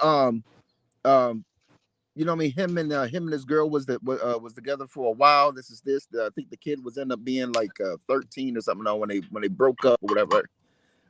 Went to courts and everything. He had shoe boxes full of receipts for shoes, this, all kinds of mess and everything and all that. He judge don't want to see that. Right. The judge said those are gifts. Those are gifts. He don't want to see that shit. He don't want to see that. Try that if you want to in court. Yep. He proved that he was taking care of not just him, but her and her other kids and everything like that. And all the judge was just like, you know what I mean? Nah, that shit don't work. Sound good, but it don't work. Yeah, those are because that's because the judge is her daddy now. Now that they in the system, the judge is daddy. Yep. Well, here, let me just go ahead and throw this in. Shoes and clothes don't pay the light bill and it don't pay the rent, and the child needs somewhere to stay. Right. I agree. Brenda, you're not understanding. I am understanding. Her and her kids was staying with him. They had a kid together. Oh, so he was taking care of everything. You know what I mean? And you know what I mean? And she was the one that was in the wrong. She was the one that was in the wrong, whatever like that. But like I said, you know what I mean? Okay. You know what I mean? No. Hold on. You want to leave? You want to leave me? I'm taking you to child support, and went to child support, and he was like, oh, you know what I mean? I got all these receipts. This is this. But the judge, like I said, said it's gifts. So, and that's what I'm trying to say. Whether or not he cheated on her or she was in the wrong and he was in the wrong, if she moves out from him, she needs money to pay rent and the light bill and the water bill and the medical payments and stuff like that. That has nothing to do with material stuff to put on their back. That's all I'm saying. Yeah, that's tough. Okay, so he's paying he's paying for her doing him wrong. No, he's paying for his child to live indoors instead of outdoors. Why he just get custody of his kid? Because they all live with him. You know, meaning he was taking care of all the bills and stuff. There you go, Molly. No, yeah, that's he tried bills in both places. He tried that, but this area, the rights and all goes to the women. Yeah, that's bullshit. That is bullshit. No. I'm gonna stop you right there.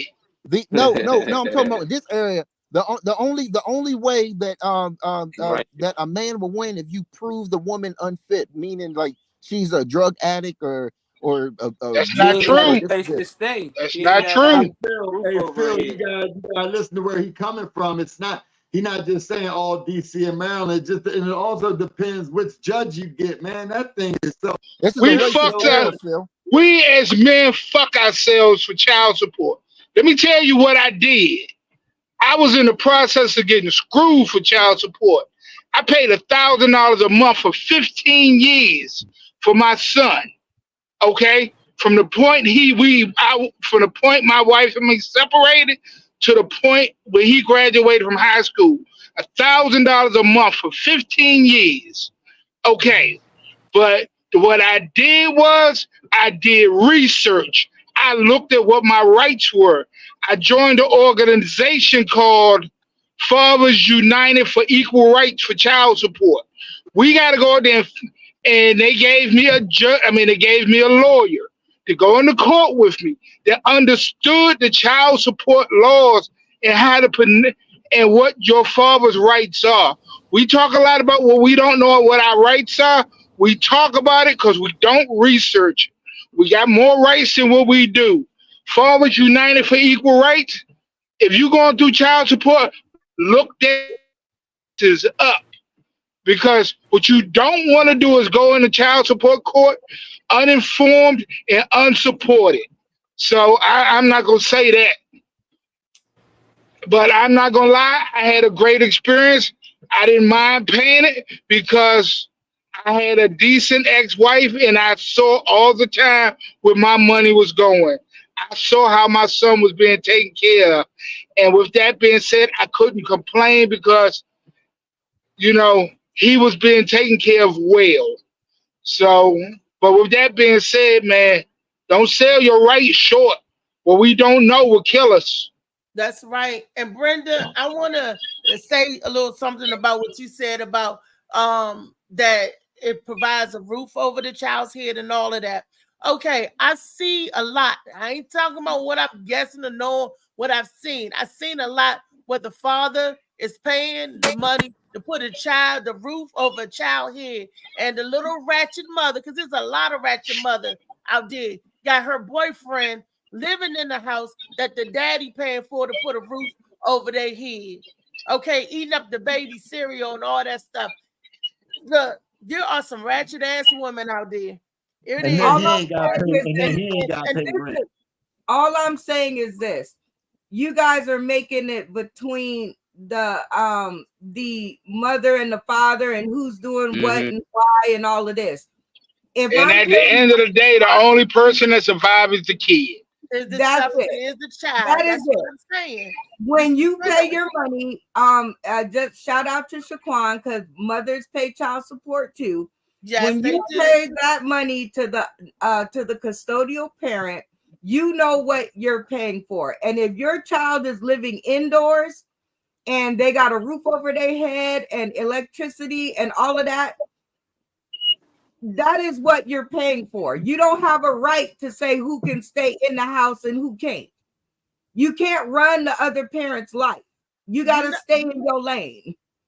What I'm saying, you're supposed to take care of your child. You are taking care of your child. It doesn't matter who stays in the house with you. You don't either side. I feel differently about that because I'm paying child support to my son's father, and he got a broad up there that ain't working, that's living off of the money that I'm giving him for my child, and my child is being neglected. Well, if your child has been neglected, that's a whole different conversation. Yes, Phil. Tell them, Phil. Because some of them men, they on child support too. That's with the other woman, and that's why they press they men to get on child support. I done seen dudes like, my baby mother got me paying child support. Why you ain't got that nigga on child support? And they will pressure their girlfriend and put their baby fathers on child support. So that's why most times it be like that. That dude that's with that girl, it looked like he just living there, but he paying child support for his kids too that live in another house. So it trickled down. It's all it's vicious. It's vicious out there. But my whole thing is, when do the baby get the relief? The child, like I said, it took two people to make it. It's supposed to take two people to take care of the child. Stop passing the baby back and forth and dropping the baby. That's what the parents is doing. They bickering back and forth, and in the process, you keep dropping the baby. You keep dropping the baby. You damaging the child. Right, because they grow up to be people and they grow up and become a person like me.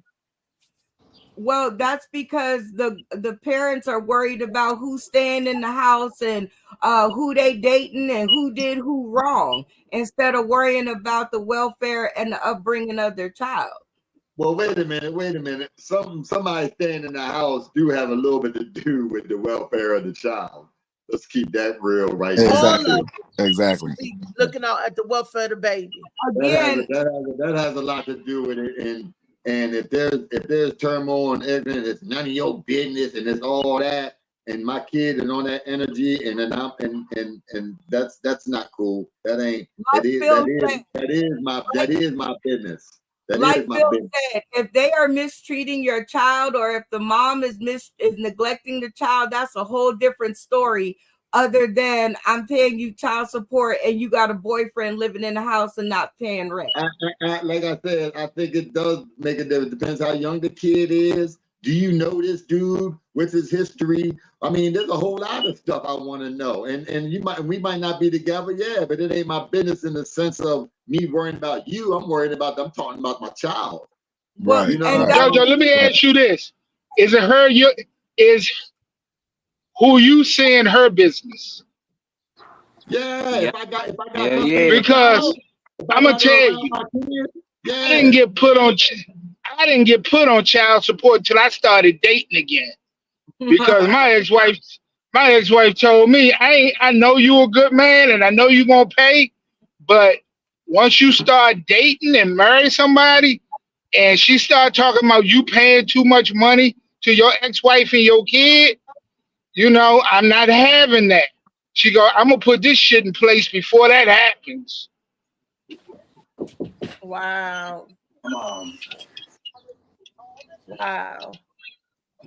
And who you're dating, even if you don't live with the child, who you're dating, that can have a big effect, because you out there having big fun and spending money on dating and buying shit and doing other shit, and you got a kid at home that needs shoes and need a roof over their head.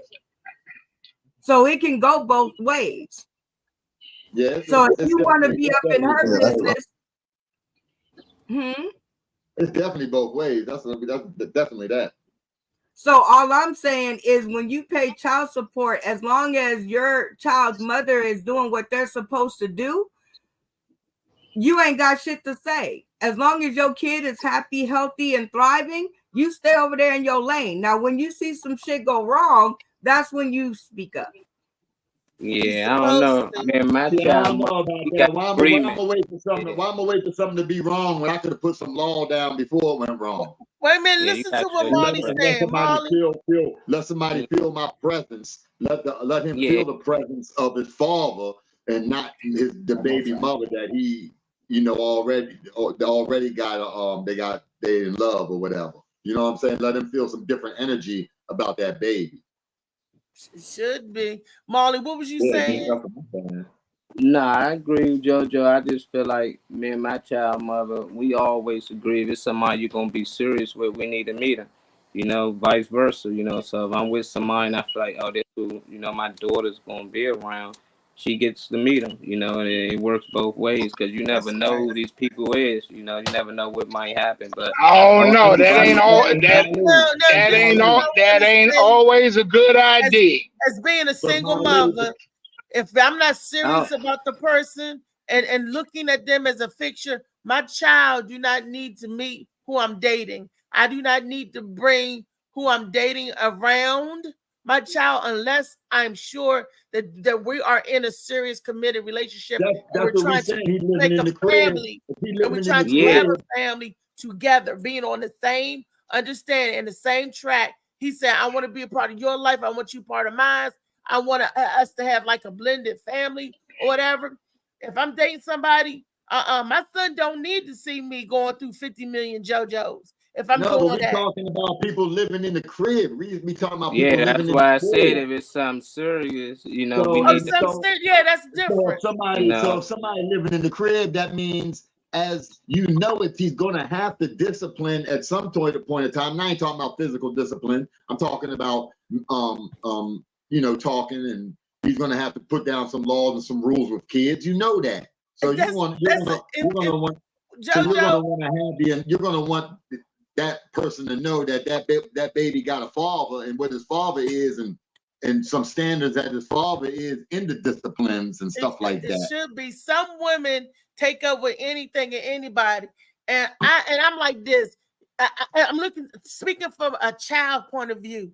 You don't pay no rent. You don't work nowhere. You in here harassing us, fighting us for our motherfucking snacks, and your ass ain't paying no rent. But you want to tell me what to do, man? This is not your house. Go back to wherever it is you came from.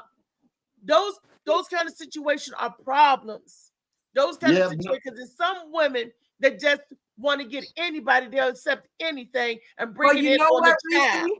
Let me tell you, you got to be careful who you have kids with. That's what that is, because you're not going to be there 24/7. You can't govern somebody else's life. That's an adult. They have that. When you break up with them, you lose that right to govern their life. My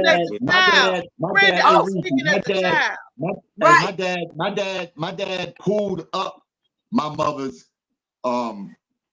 They weren't married yet, but they did get married later. But my dad he pulled up. You know what I mean? He let my later to be stepfather know who he was, and that he's his father. And you know what I'm saying? Like he knew if it got too far, he had to get on the phone to call him. Don't be doing nothing, you know. Like and that's okay. That's okay. You can let them know that you're the father, but you can't govern who she gonna be with or who she gonna have in her house. I'm not govern who she gonna be with. I'm saying if they living in the house, my presence is gonna be known as the father if I choose to. Right. Yeah. Hell yeah. Yeah, I don't care nothing about the shit she's dating. She can date whoever she wants, but she's not gonna. I'm saying she can, but there's gonna be some static with me about it. That if she has somebody in the house living, you can date all you want. You know what I'm saying? But when you're bringing them home and being around the child, like I said, there's gonna be times where you're gonna say, put that shit down, or you can't do that, or there's going to be disappointing times. You have to trust her to be the mother. If you don't trust her to be the mother, you shouldn't have had a baby by her. You shouldn't have. Oh, come on, yo. Don't give me that, Brandon. If niggas thought about getting caught, if niggas was worried about getting caught, nobody was doing crime, yo. Wait a minute. We all know that there ain't no playing. Sometimes it's playing, but most of the times especially in the black community, we are children of a good time. So it's not he's thinking about body over here or anything. Body over here. We are children of a good time. Let's be honest.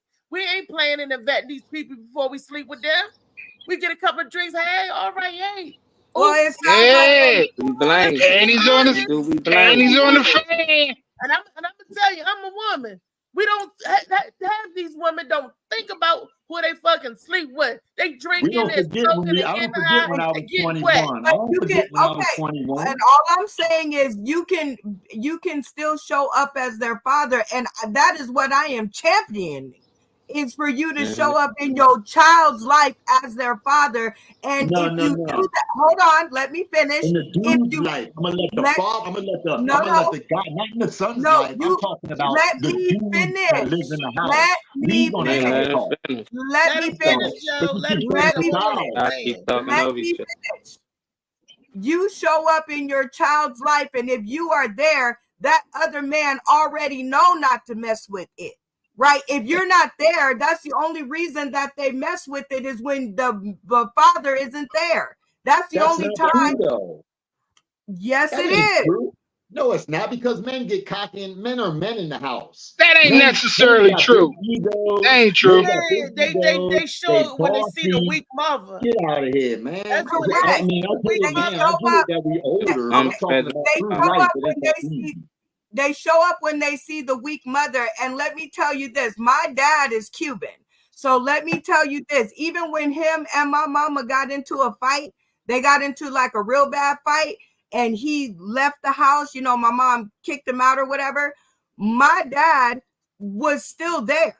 It wasn't just because he wasn't living there doesn't mean he wasn't there in our lives. So every man that approached my mom already seen that her kids had a dad and he wasn't playing, and they did not play with us.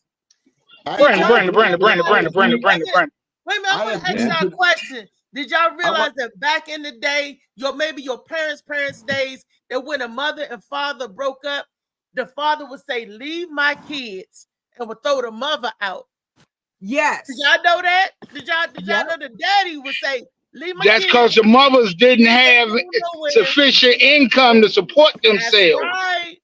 They were leaving their ass, throwing them out, and leave the mother penniless. That's right. That's right. But you know what I told my son's father? Look, actually, after I had my first one, and my only one, every man that came along, I let them know, you get me pregnant and I have a baby, when you leave, they leave. You gonna leave me the same way you found me, with one kid. So you go to school, you bother with them when they sick, you change their underwear, you raise them. I'm gonna raise the one I got, and you take this one. Right, Brandon. That sound good, and that shit ain't real. These days, a lot of men wish it was like that. You know what? I know it ain't real, but I'm that type of mama that I will put it in a basket and I'll leave it on your porch, and you won't have no choice. I'll disappear on your ass. If you didn't do it with the first one, you ain't gonna do it with the second one. Oh no, I didn't do it with the first one, only because I was so happy that I was able to procreate that I was like, okay, I'm gonna take it. You were able to do what? I was. What the hell are you, a rabbit? Hell are you, a rabbit? Well, I feel you. And soon as your son say, "Mama, where my brother at? Go get my brother," you gonna be going back where I leave him at. No, with his daddy. Not where I leave him at. Where my brother? He was here when I left him. Well, okay, Kenneth Clark said, but I'm gonna tell y'all something.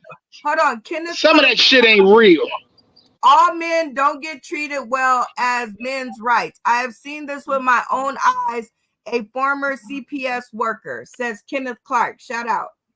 Yes, sir. I was just we know this. We know it's both ways. Men and women. It's both ways. Men and women. Yeah, but it's not where it started from. The system. I mean, they invited the women into the system, you know, and but we go into the system with the attitude that we gonna get fucked, and then we end up fucking ourselves. If you ain't never been down to the child support building as a man that's behind on his child support but has been paying the child support, you just don't you don't know bad treatment. Oh yeah, definitely. Definitely. I ain't never. I'm talking about by the dudes, by the girl, but everybody in that joint was the greasy treating me. And then when I finally got my baby mother to come down there and to sign me off, because she had to sign me off. Once I had to pay back the state money, you know, like for her when she was going through school and to get, you know, nursing, like you were talking about earlier, how people use the system and go to school. And while she was on welfare, I had to pay that little bit of money back. But after she got off welfare and got a job, an agency, the state of Maryland agency, picked up my child support without her even filing it. And they continued to build me a back support case. So when I went down there to fight that, until I brought her down there to sign that off, I wasn't nothing. And the jaws dropped when I finally got her down there, because I have receipts. How did you do that, JoJo? How did they pick it it up? I had receipts. I used to give, and no brag, I'm saying, when I was in jail, I gave my biological son and my other son, which wasn't my biological son, but I love him just the same. You know what I mean? I used to give them both money every month. From jail. You in jail, sending them money. I used to filter it, and my peoples kept receipts of everything. And she never bucked and said I didn't, but it was hard for her to pass up that $60,000 that she probably could have cuffed me for, but I would have had the receipts to fight it. I'm just saying, but I got treated bad in child support. Child support ain't built for no men, because that was the female's daddy. Child support was made for the system to be the daddy. JoJo, child support failed me. So I don't want to hear nothing about that. Child support terrible. I can say that my son's father, he disappeared when my son was 3 years old, and I actually caught him moving out of his house.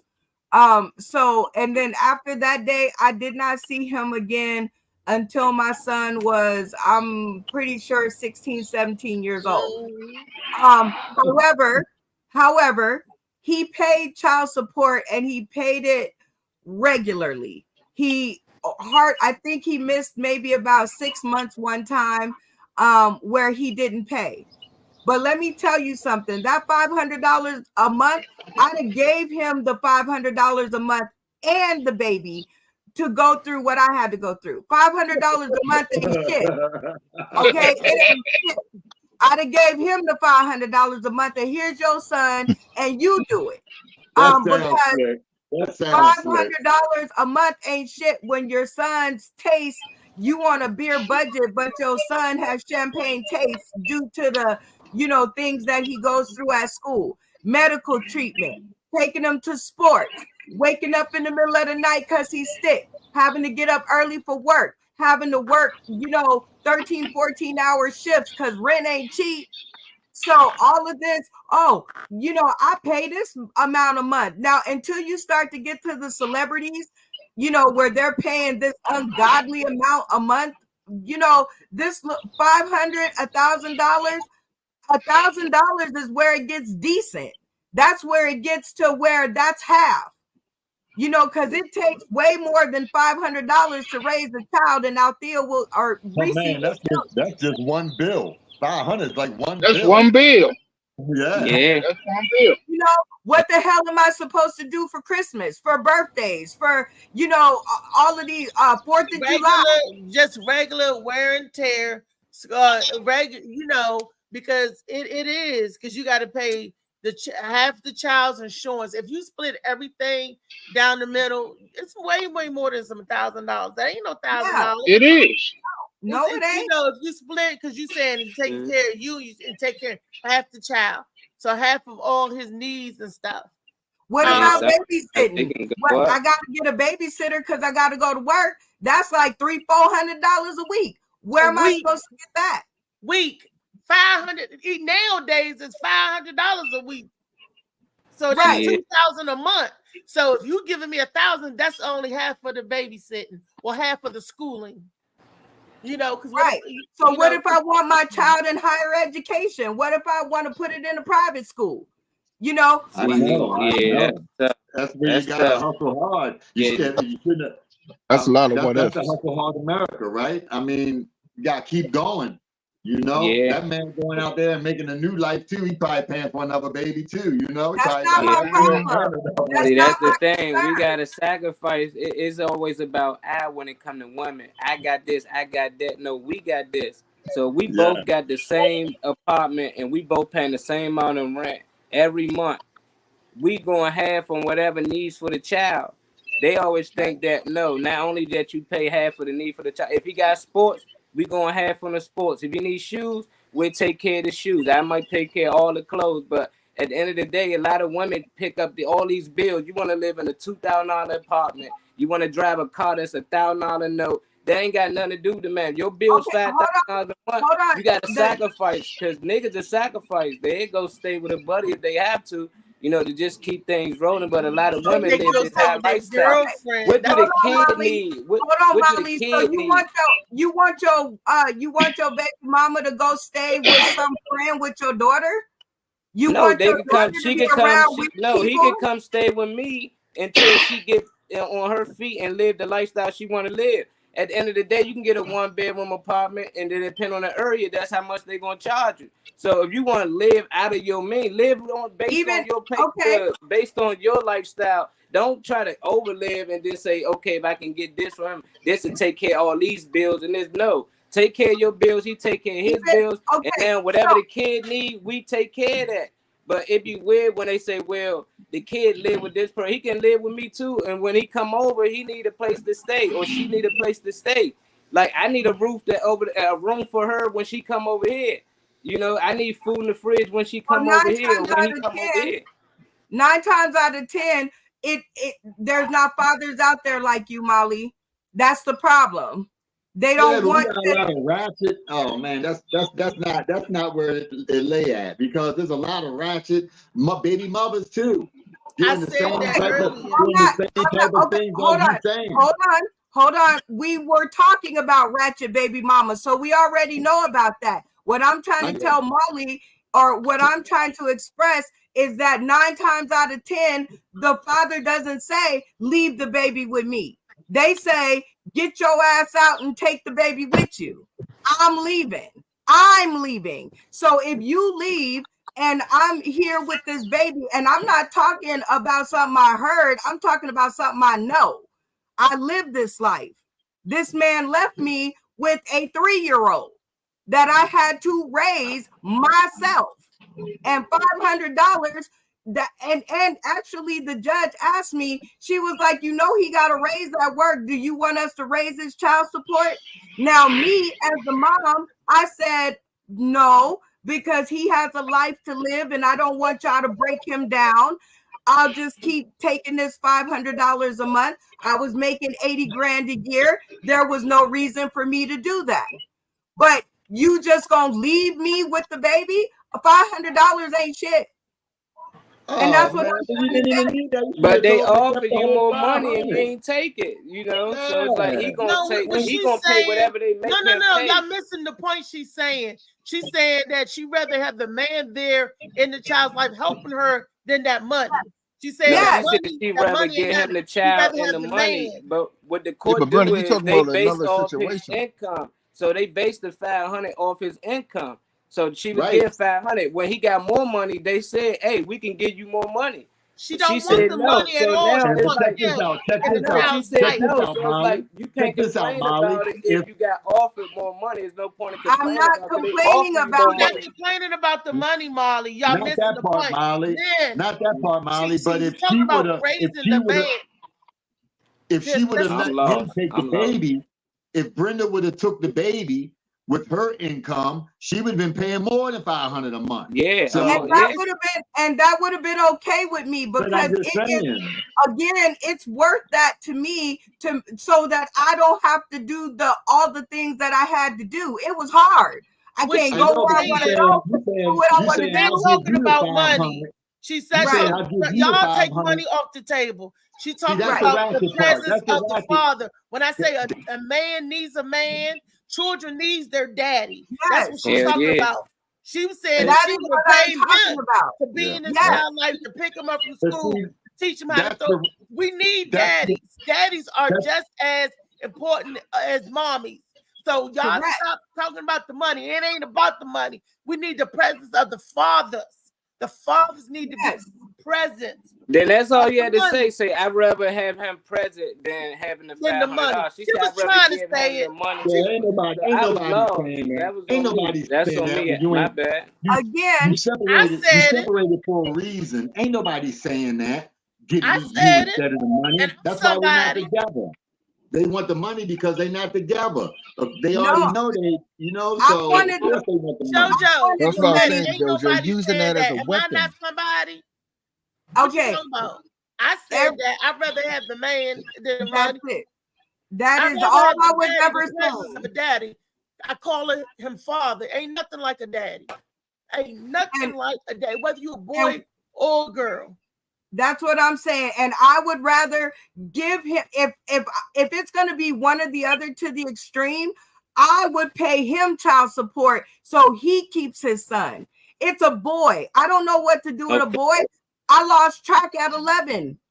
I started seeing the lack of lotion and stiff socks in my laundry, I didn't know what that was either, Brenda. I was like, "Damn, you nasty. You keep these socks," and I kept buying socks and more socks and more. Hey, them That Nike, ain't funny. them Nike just do it socks. You know, I was like, "Damn."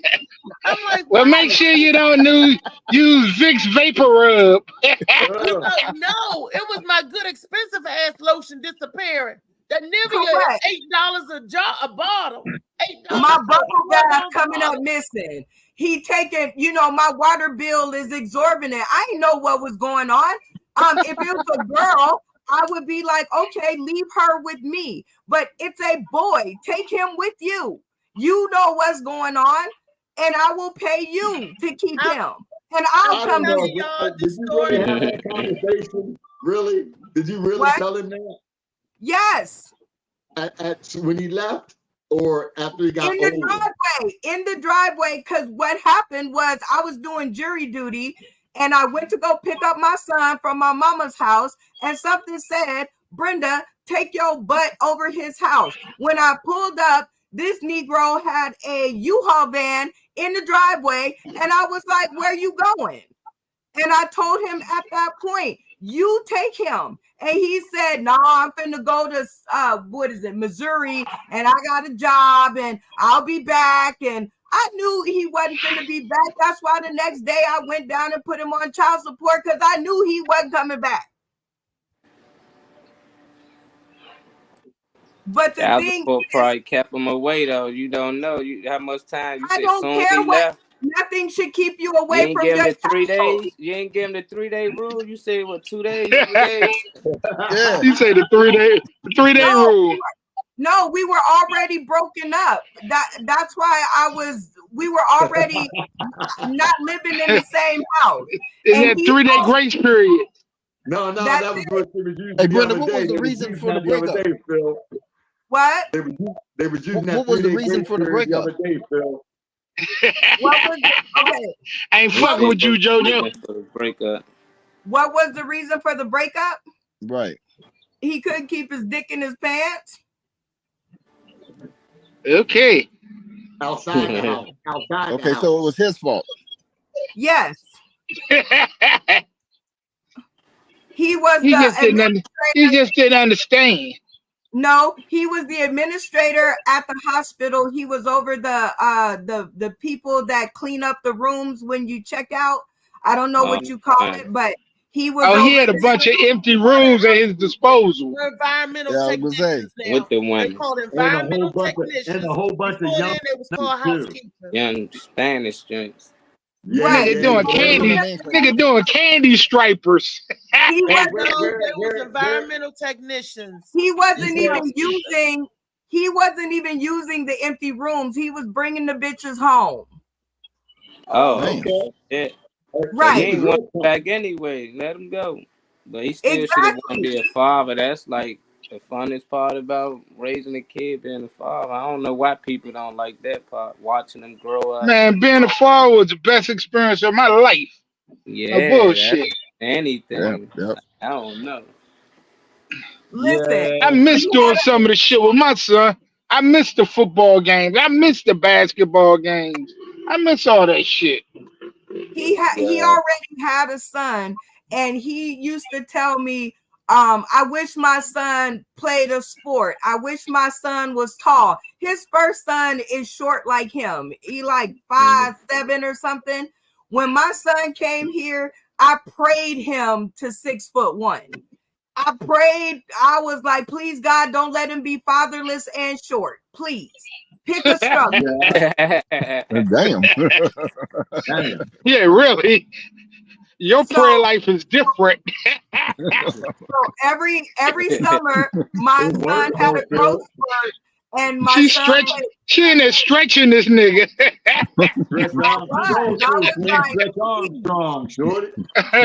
Pull his legs. I don't care. I wanted him to be tall because I knew he was already gonna have issues not having a father in his world. But me being the creative soul I am, I put together my Wait a minute. You saying short is an issue? Oh no. In society, not with me. Really? Really? I'm 5'8". So what are you saying? Short is an issue?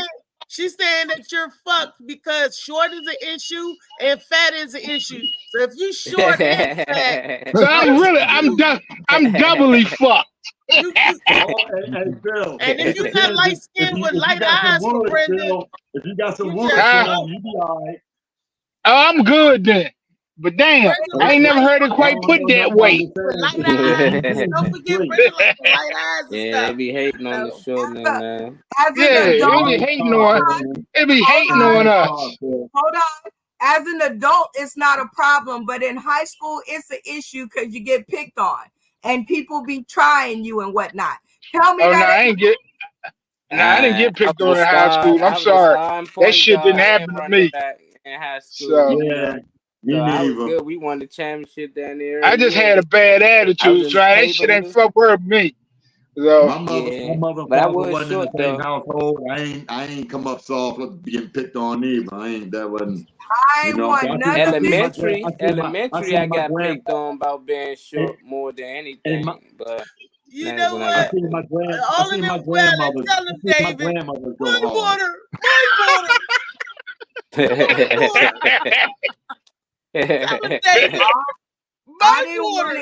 I did not want it to be an issue with both. I was like, pick a struggle, and I prayed him to 6'1", and he was in basketball. And I told his father when I did actually get to speak to him, he hunted me down on Facebook. Is what happened. I got back in touch. I told him, I said, you fucked up.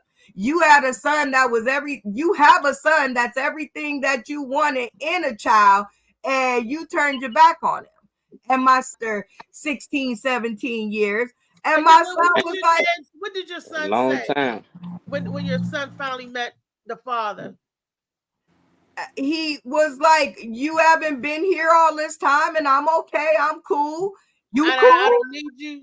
Is that what he told his dad? He didn't say I don't need you. He just said, I'm cool, you cool. And that was the last that they talked. It was a 5-minute conversation. That's so reminiscent of mine. And what I'm going, oh my gosh, Brenda. Brenda, do you know that our stories kind of mirror each other? Except for I didn't pray for I just prayed for a healthy child. I was praying that my child was healthy because they said I couldn't have kids, and this was a miracle baby. I just prayed for healthy, and I didn't worry about smart because I know to reprocreate. I asked the doctor when he told me you pregnant. I said, how that happened? He said, you don't know how you got pregnant. I said, but y'all said I couldn't have no kids. So how that happened? Do it drive y'all women, like the few women that say, you know what, I ain't chasing them to be around, you don't want to be around, that's on him. Do it drive y'all to work harder? It drove me to work harder. It drove me because my son's daddy did a switcheroo. And like I said, I don't know how child support did. JoJo and Merlin did all of that. Merlin couldn't even get him back in the court to prove why he's not the same guy on this picture. He gave. I was trying to get my license, shorty. Virginia. I was trying to get my license. I couldn't get my license. Wait a minute, Joe. Let me tell you the story. It was a urethra case. They said because I'm in Maryland, he's in Virginia. So he had to go down to wherever building to give a specimen to do his child support. They made me and my son go to Upper Marlboro to secure our blood, and we had to take a picture. And when the DNA test came back, it said that he was not the father. Then I said, well, I got the wrong baby then. Then this is not my son. They gave me the wrong baby, right? They said, no, you are the mother. But this guy ain't the You are the mother. Nope. I've said that many a times. You are the mother. Immaculate conception, human error, or that nigga didn't take that test. Those were the only three.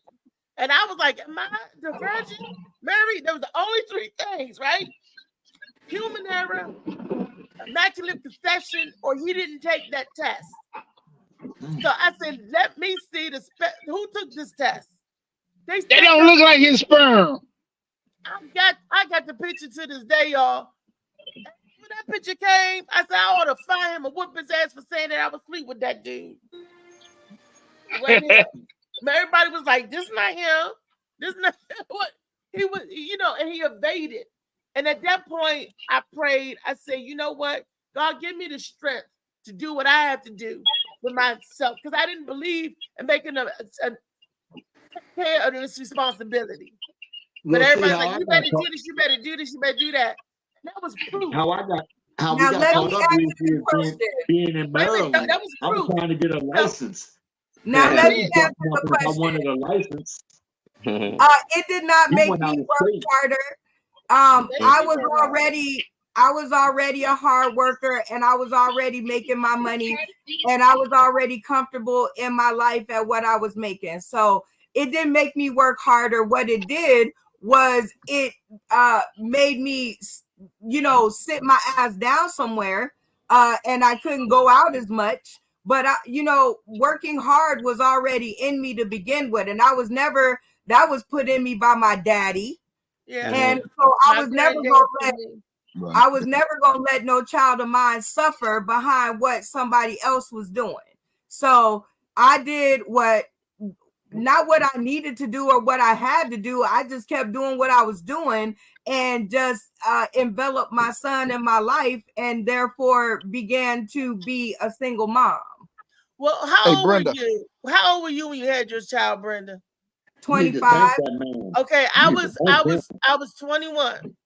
And Tyree was when we turned 22. I had my own place. I was working. I had just got out there, so a lot of living. I didn't know what I was doing. That's how I ended up getting pregnant. I had my own place working, and he kept coming back over there. That's how I ended up getting pregnant. Boo, boo, boo. But that made me when he decided to be gone. That made me even work harder to give my son a better life, because I said he don't deserve this. He didn't ask to be here, so I'm going to do whatever I need to do to get him here. That was my choice, my decision to go ahead. So on one hand, I didn't want my child to suffer or to want nothing because of my bad decision or me making bad decisions, right? But because the daddy was not there, he suffered in a different way, and I could not control that. I had no control over what he was going through mentally or as developing as becoming a man. And I see that. And if I could do it all over again, well, he was gone anyway. It wasn't nothing I could do. But you know what my son's teacher would much rather have that man there for that child. If he's a good man, that's only if he's a good man. Right. I don't know if you can put pre-qualifiers on it. You got to choose the good man. Well, good person, but he's a good person. He grew up, and he's a decent person now, and he wants a relationship with his son now. But my son don't want to have nothing to do with that. Started at 21, 22, because he said he don't want to hear nothing from me. And I said, well, try to be his friend. Try to be, you're right. The being daddy is gone. But what about being a friend? And they could never. And my son was like your son, I'm good. I don't need nothing from you. I don't want nothing. Here's the thing. My son actually was good. Like his school called me, his counselor. They called me for some award he was going to get.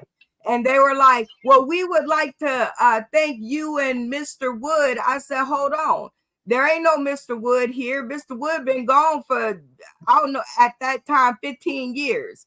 And they was like, so his dad doesn't live in the house? I said, no. Because what I did as a mother, once I figured out that I didn't have any more information to give, I put his grandfather in his life. I put his uncle in his life. Dad. My granddaddy died. My grandfather was going to be in my son's life, but he happened to pass right before my son was born. So he did have a good male role model. That's the whole point I'm bringing. He had somebody, whether it was an uncle, a dad, or stepdad, to be there for him, to be that male role model, to show him what a man looked like.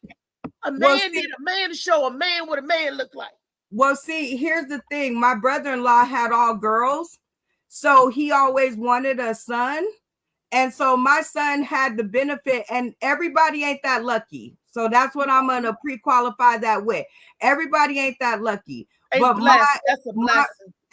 And blessed. My brother-in-law took my son under his wing, and if they went on a family vacation, my son went on a family vacation. My son went to his auntie's house every summer, and my brother-in-law instilled in him and raised him. And I always accuse my brother-in-law of being a bigamist, because he was like, I'm gonna take care of your son just like I take care of my kids. And I was like, are you really? Village strong, baby. Village strong. That's he did. And you had a granddaddy and a good brother-in-law. See, man, that make that 10. Yeah.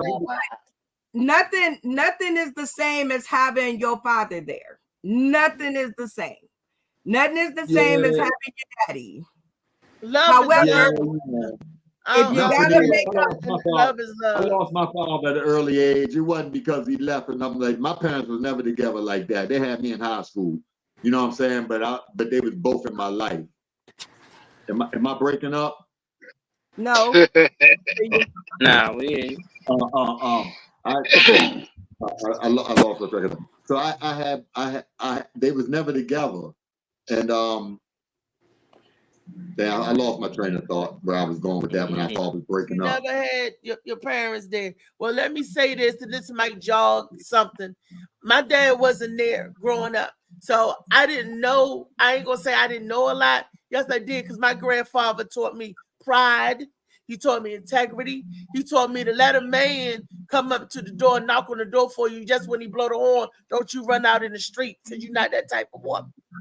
So I thank God Almighty for my granddaddy. Now, he truly to me was the best that ever did it. And I didn't worry about Tyreek daddy not being there, because you know why? Because I said my granddaddy's going to be there, because he make everything all right. He's going to be there. My grandfather died. He didn't have a choice. He was waiting for this child to come, because he was happy. He was excited. And he was like, yeah, it's going to be a boy. I'm going to take him to get a haircut. I'm going to take him fishing. My grandfather had everything planned what he was going to do with this child. I didn't worry. Your boy needed an angel more. He needed an angel more. There was something that angel had to do on the other side for him. So that's the way I look at that. If my father wouldn't have passed away at my age when I did, and when I was coming through, I mean, you would think that it would be backwards. I needed him, and I did, but I was so rebellious. I was so much like him. We might have had some issues down the road a little bit. You know what I'm saying? So I needed him on the other side, and he's gotten me through, because I'm still alive, and I really shouldn't be.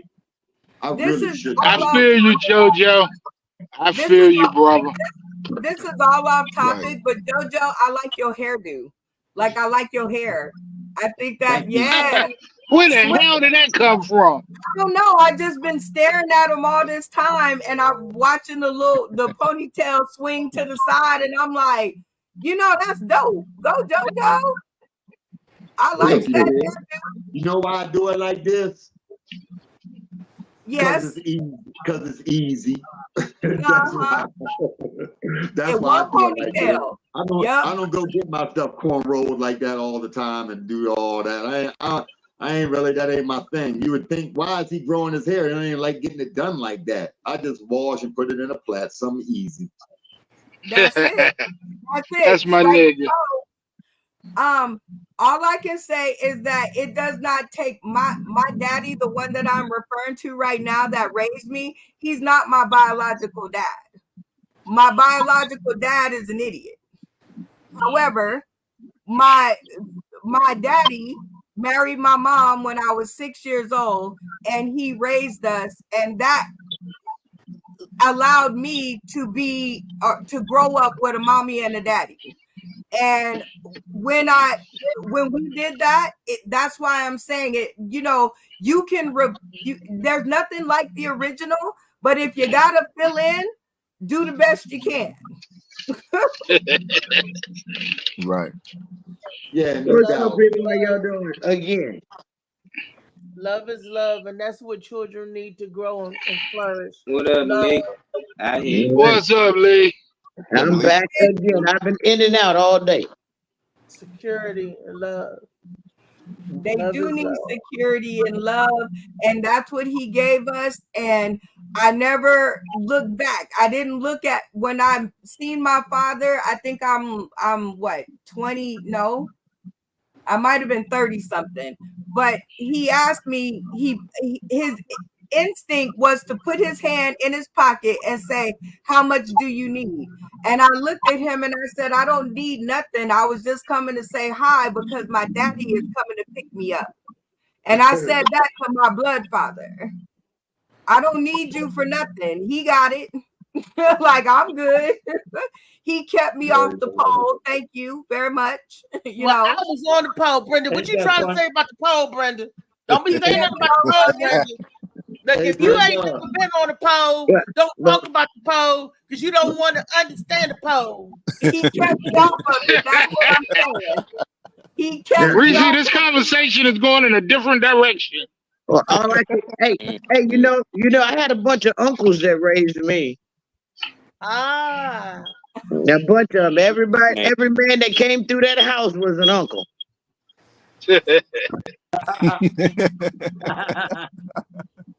Lord. I mean, I had an Uncle Frank, Uncle Benny, Uncle Willie, Uncle Willie. Uncle Milkman, I had a Uncle lot of Plumber. uncles, even an Uncle Kevin. Uncle Plumber. Here you go. Uncle Contractor. Uncle no, there was no Uncle Contractor. They didn't open those neighborhoods. But I had an Uncle Cab Driver. I had an uncle. At least I robbed the Uncle Cab Driver though. You know, them women. I know y'all better be this funny when I get there on June 21st, 22nd, 23rd. I know Brenda, y'all better these be not cracking jokes. jokes. Ain't nobody telling I'm jokes. not joking. This is the truth. It's not gonna be that funny. Wait till you hear the jokes then. This is the truth.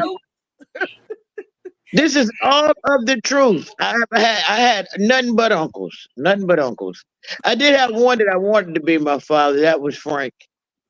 You know, he see back in the day, back then when you had daddies, they already had wives and kids. So I wouldn't stay with them. I wouldn't stay with his wife and kids because my mother didn't like me. And Brenda, was you throwing your hat in the arena with JoJo Baby because you done gave her some compliments about I whip my hair back and forth. I whip my hair back and forth. Just a bit. Well, that's all he can do. All he got is a forehead. No, Hey, Brenda hey, gave yo, her some shit. compliments. Brenda was liking. Brenda I said she liked Sure them ponytails. He got I that. like He I got like that. Marty's hair. I like David's beard. There we go. I'm just saying. There you go. JoJo, take your hair loose one day and show. See, I seen your hair. You don't like my ball spot? before. So take your hair out, JoJo. Really, like this the Indian in me. Yeah, Not the Indian. I'm a mulatto, shorty. I'm a mulatto. I ain't Reese, Indian. That's that samurai. That's that. Reese, I was gonna tell you earlier I liked your hair, and then we got off on something else. So does that mean I'm throwing my hat in the ring? Girl, you like this? Oh shit! That look good, bro. Hold up, my ponytails come down here. Like Miss Crazy Potato all Head. up in the back. My That Miss She ponytails took her hair off. to my shoulder length. So I don't have no problem showing off my head because I got some good hair. Weezy would tell you this wig make it easy to be greasy. You know, that's baby. the wig make it easy. Look, I like the wig. I like the wig. I like wigs way better than the weaves. You know what I'm saying? She got a hair hat. play with it. Play with She got a wig with a chin strap. baby. I don't know. That wig looks like he got a all remote kinds of control. wigs. They got the long one, the curly one, the short one, the one that looked like Sarah Jessica Raphael. I got Sally Jessica Rabbit. Look, the donut what? I'm so done with y'all. With So, you. I'm yeah, so done. I was just asking, does that mean I'm throwing my hat in the ring just because I like your Hey, hair? Miss Brenda. Uh-oh, we having a freak on. Don't worry Another about her. freak. No, that don't mean you throw your hat in the ring because I don't do that rodeo. I Talk can't about ride freak. you. Talk about freak offs. Freak offs. She No, just Brenda, I slide. love She you. just I love slide. you She from the just heart. slide, I'll Brenda. cook you some She just chicken or make slide you you a a little pie. bit. But that's all I Not can a do as pie. a woman. I can't do nothing but feed you, baby. I can't please you. I can feed you. And that is what I am saying. I ride the rodeo. Look, I'm bucking on Broncos and Bulls. And I need It's them gonna take cheers. it take Oh, a lot shit. more. It take a lot more than a good hairdo to gain my affection, okay? But you know what? I pretty would much. definitely give you love and affection, but I'll nurture you in a big sister. No, the big sister kind of way. I'm gonna nurture you that way. Like, girl, you be like, that's my auntie, or that's my nana, or I love women in a nurturing way. That type of way. That's And you how said nurturing. I thought you said nursing. No, can't nobody look. No. Like my son said, it's milk dust now. He said, "Mom, you ain't got Not milk dust.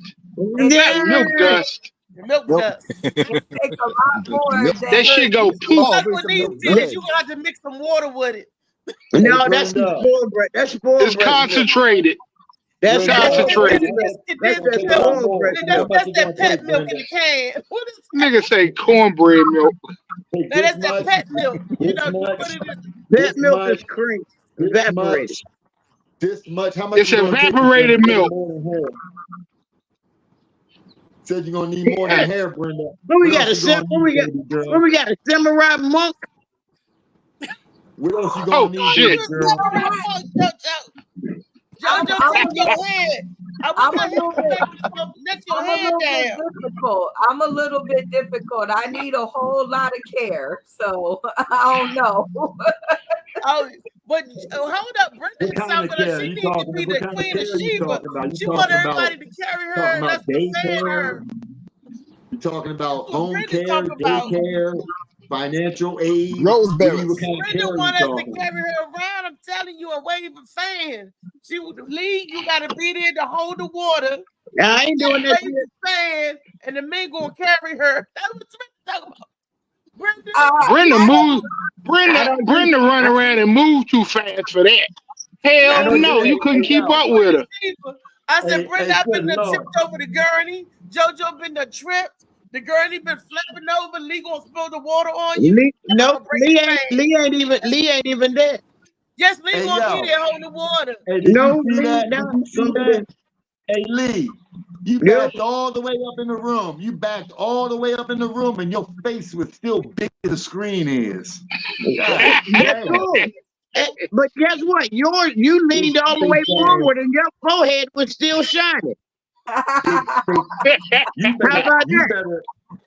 You better be so happy. Brenda, it's on between them two every day. Say what? Forehead can catch up to your face. Man, stop. This is not Little Beirut. Both of y'all stop it. This is not Gaza. Y'all stop it. Why? We having fun. Hold on. Let me answer back, Reese. I am the Queen of Sheba, and yes, I do need to be taken care of as such. Well, you know what happened to the Queen of Sheba. Sheba needs to be Cleopatra, okay? All I'm saying is I don't know why men. Okay, when a man go buy a dog, right? They go get a dog. Hear me out. When a man goes and buys a dog, he don't stop at the cash register and say, "Do I gotta feed it? Do I gotta house it? Do I gotta get it shots? Do I gotta get a collar?" He don't ask them questions. He take care of the dog fully and completely. So why should I get less than what a dog would get? That's all I'm saying. Because you can talk back. And gentlemen, take her advice, and this is how we need to treat our bitches. You know what I'm saying? The female dog.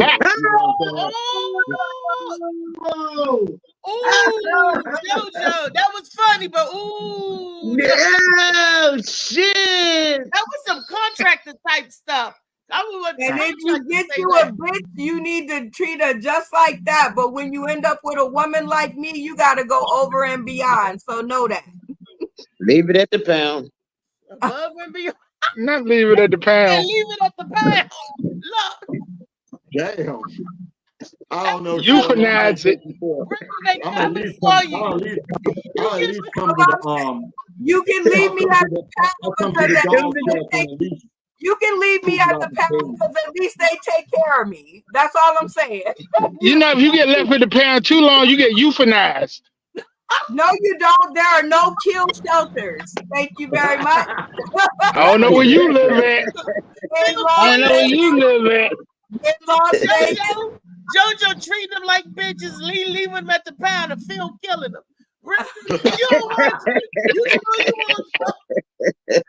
All I'm saying is you can leave me at the pound because there are no kill shelters and they will take care of me and I'm cool. Hey guys, that means you can I'm gonna come take Brenda for a walk and see if she's the right dog for me. You know what I'm saying? We'll come. There you go. That's what I was get out the cage for a minute. Wait, I'm like the store. You touch it, you buy it. That's it. And see, but he like Enterprise. He just want to rent it for a couple of rides. I'm not like Enterprise. He can be like whoever he want to be. I am. You touch it, you buy it. That's it. I need a test drive, baby. That's right. You ain't never bought a car and didn't test drive, and if you did, you're a fool. Hey, Phil, they even give you samples in front of the food court. You know what I'm saying? So, and they give you 30 days to return it. JoJo, you gonna get sampled? They try to sample her. It's her birthday. She might need some birthday licks. Sample it to see if you like it. You ain't gonna go buy a whole slab of it, JoJo, and then you don't gotta like give her it. birthday licks. Not her birthday licks. Wait a minute. What kind of licks are we talking about? The ones that get to the end of the charms blow pop. It'll take more than 3. I bet you that. I bet you it'll take more than 3, like the old commercial used to do. Damn it, they went down a rabbit hole again, Mom. I told you, you go. Y'all keep going and going and going and going. And Molly gonna kill us. All I want to know, wait. All I want to know. Family, I'm gonna have to jump off this call. I'll hit y'all up later on. All right. That's gonna be like our walk, Brenda. It's gonna keep going and going and going. Are you gonna be there June 21st, 22nd, 23rd? I ain't on the schedule, Shorty. I don't think so. Nobody asked you if you was on the schedule. I asked you if you was gonna be there. Now we might be able to talk for a reason for me to come. Yes.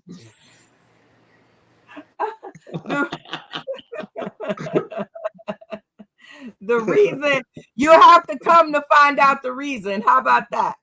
Ooh, right, take that any way you want it. You and Reese Cup get me to try to just get me down there to cheerlead. All right. I got you. I love y'all. I'll come watch y'all. I don't want you to cheerlead. I want you to do more than cheerlead. I'm gonna give you the bullhorn so you can participate. Us cheerleaders always need a man to lift us up. Yeah, yes. Amen. Well, just don't be trying to look under my dress, JoJo. Don't be trying to look up under my skirt, my cheerleader skirt. I wanted to say this before Phil left, and I want to say this before we get off of here.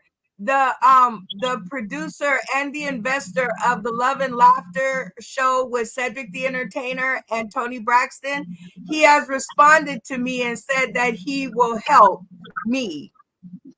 So you guys will be, hopefully you guys can join me next Monday at 6 p.m. Pacific Standard Time, 9 p.m. y'all time for this episode that I'm going to create for him so that he can see what he can do to help us get to that next level. He said he can't make no promises, but he will certainly do his best to help us. So we're going to be on a Zoom meeting, sort of something like this. It is the relaunch of my show, Sauced in the City, the original virtual comedy kickback. And I'm going to do a promo episode because I don't want him seeing all the other stuff I did. So I'm going to just send him the direct link to the one I want him to see first. Then if he want to see other stuff, he can see that. But I'm hoping that y'all can join me because I'll be there. Put me in, coach. I'm ready to play. Yeah, I'll be ready, there. coach. Just let me know. Give you Brenda. You know I'm there. I'll be there. Just the hair club, You know, baby. Yeah, I got it knocked out. I'm more than a member, Brenda. I'm on. I will chat with y'all a little while. I got it knocked out. All right. All right, Shorty. Have a good day, yo. Daddy. Tomorrow, y'all. Yeah, all right, babe. See your size 12 hat. Oh, you out of line. I'm not doing that. I'm not doing that with you today. I am just here to say it is always a pleasure. Oh, pool summer. Read that. I can't see it. That's the Gwen Factors poolside event. The Stiletto. He's headlining. That'll be June the 3rd, I think. First, it says. June the 1st. Okay, June the 1st. That'll be June the 1st. The poolside event with Stiletto. Yes. And then on June the 8th, I'll be in Baltimore because I have a show. You mean Solo, not Stiletto, Solo. Solo Jones? Yeah. Mm-hmm. Okay. You were saying Stiletto. You were saying the wrong name. I'm sorry. Solo. Sorry. She funny too. She real funny too. Solo Jones. Stiletto funny as a mug from Baltimore. Stiletto's a woman, right? Yeah. That's the girl. She funny. Solo. Oh, Solo Jones, he's funny. And that one is Streetline. That's the June 21st June 21st, show. June 21st and 22nd. And we trying to get it going for the 23rd. But if we don't, we're going to be over with the contractor at McGillicuddy's or Magoody's. No, not McGillicuddy's. McGurdy's. No, Magenti's. McGinty. What is it? JoJo Baby. Am I saying it right? Huh? No. It's on the tip of my tongue. Not McGinty's. Magooby's. Yes. Magooby's. Who being the Magooby's? Contractor got a show at Magooby's. Oh. I did a good job with that flyer. Go me. It looked good. I'm over here marveling at my work. Like, okay. It looked really good. Hey, that's a good slide. Look at Riri. Leg up. Got that leg. I had to go searching for that picture, Molly. I had to go searching. She didn't send me that one. And I went to her profile and I saw it and I was like, ooh, I like this one. The good picture, the picture that's really the $1 million picture is when you get the picture when she got both legs up. That's the picture we waiting on. Them pictures don't exist no more. You know what I'm saying? You ain't gonna find them anymore. Not no new ones anyway. You know what I'm saying? Not no new pictures. Maybe some old ones. And y'all want to know something? I'm gonna just say this. That's not even L.A. Preston. I had it wrong. That's the wrong person. Oh, shout out L.A. Preston. I fixed it. They just don't have an updated copy. My bad. Well, who was that? Oh no, I forgot the name, but it ain't L.A. Preston. I can tell you that much. Wow. But shout out to all of the comedians that will be on the show. I love you guys. Thank y'all for taking the time and sharing y'all funny. It's going to be for a good cause, you know, gun violence prevention. Let me just say this. Yesterday was the 1 year anniversary, May the 13th, when my little cousin got shot right there in D.C. He was one of the ones that died to the gun violence 1 year, and he left behind 5 little babies. Aww. 5 kids. And see, we are trying to still ain't found the shooters. Yep, we are trying to raise money for those organizations out there that are doing their best to do something about these situations. And if you have an organization that you would like to throw in the hat for us to, turn up for, because this is Turn Up Tuesday, right? Right. Shout out to Reese or Althea McFarland on social media. Let her know. She'll get it to me and we can talk about it, because this is the first, but it definitely won't be the last. That's right. She said the lotion in the socks. You know what that means. Yes, I do, Shaquan. And I know now. I didn't know back. I know now, me too. Brenda, I'm like you. I had a boy, Molly Teller. Our stories are very similar, especially with the dads and all that stuff and raising them. And I had the crusty sock too. Didn't know what the hell. And I just kept buying socks and buying. I noticed, like, I was a busy mom, so I would just notice that the first thing I noticed was that the body wash was going. That was the first thing I noticed. Didn't care about the body. I just thought he was extra clean. Nuh-uh. Every time I got in the shower, a whole bottle gone in 2 days, and it's just the two of us. Only two of us live there. And then it was the lotion. Then the lotion started coming up missing. Then when I did the laundry, he was hiding the socks at first, or he didn't learn that trick until later. And then the hard socks start coming, the stiff socks. And I was like, what in the hell is going on with my life right now? Same here. And that's when I shipped his ass off to his auntie house. I was like, you take your ass to your uncle, because I don't know what's going on. I don't even want to know. I signed him up. I still didn't know. I was dumb. I signed him up for sex ed twice. He took it once in the 8th grade and once in the 9th grade. Oh, he took his in elementary school. My son came home and told me that, Mom, I don't think you a whore. I'm like, huh? Oh, dang. Yeah, that's what he said. Mom, I don't think you're a whore. And I was like, thank you, because I didn't know I was either. I didn't know. And he was like, but if you're going to have sex, please use protection. I'm like, huh?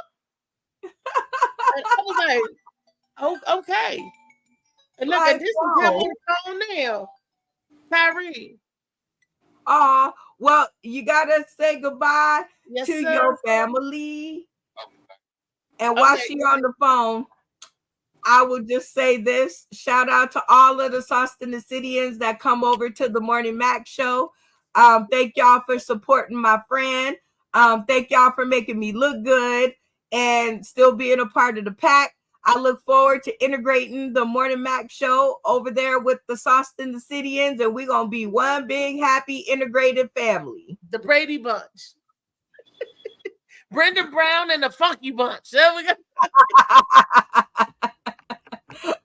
Well, we definitely gonna try to make it funky. That's definitely on my agenda of things to do. Molly, I enjoy you so much. Can't wait to meet you, super producer man. CMOS innovator. We will have CMOS. Can we have CMOS, Brenda? Yeah. Can you bring the CMOS, because that is really a good product. Molly, are you gonna join us on the 21st, 22nd? Yeah, 21st, 22nd, 23rd. Yeah, and 24th and 25th if you down. But yeah, where y'all gonna be? That's June or May? Y'all talking about June, right? June. Yes. Oh yeah. Well, here's what I want you to do, Molly. I want you to bring a bottle of your CMOS to the event, and we're gonna do a game that I have coined try it or trash it.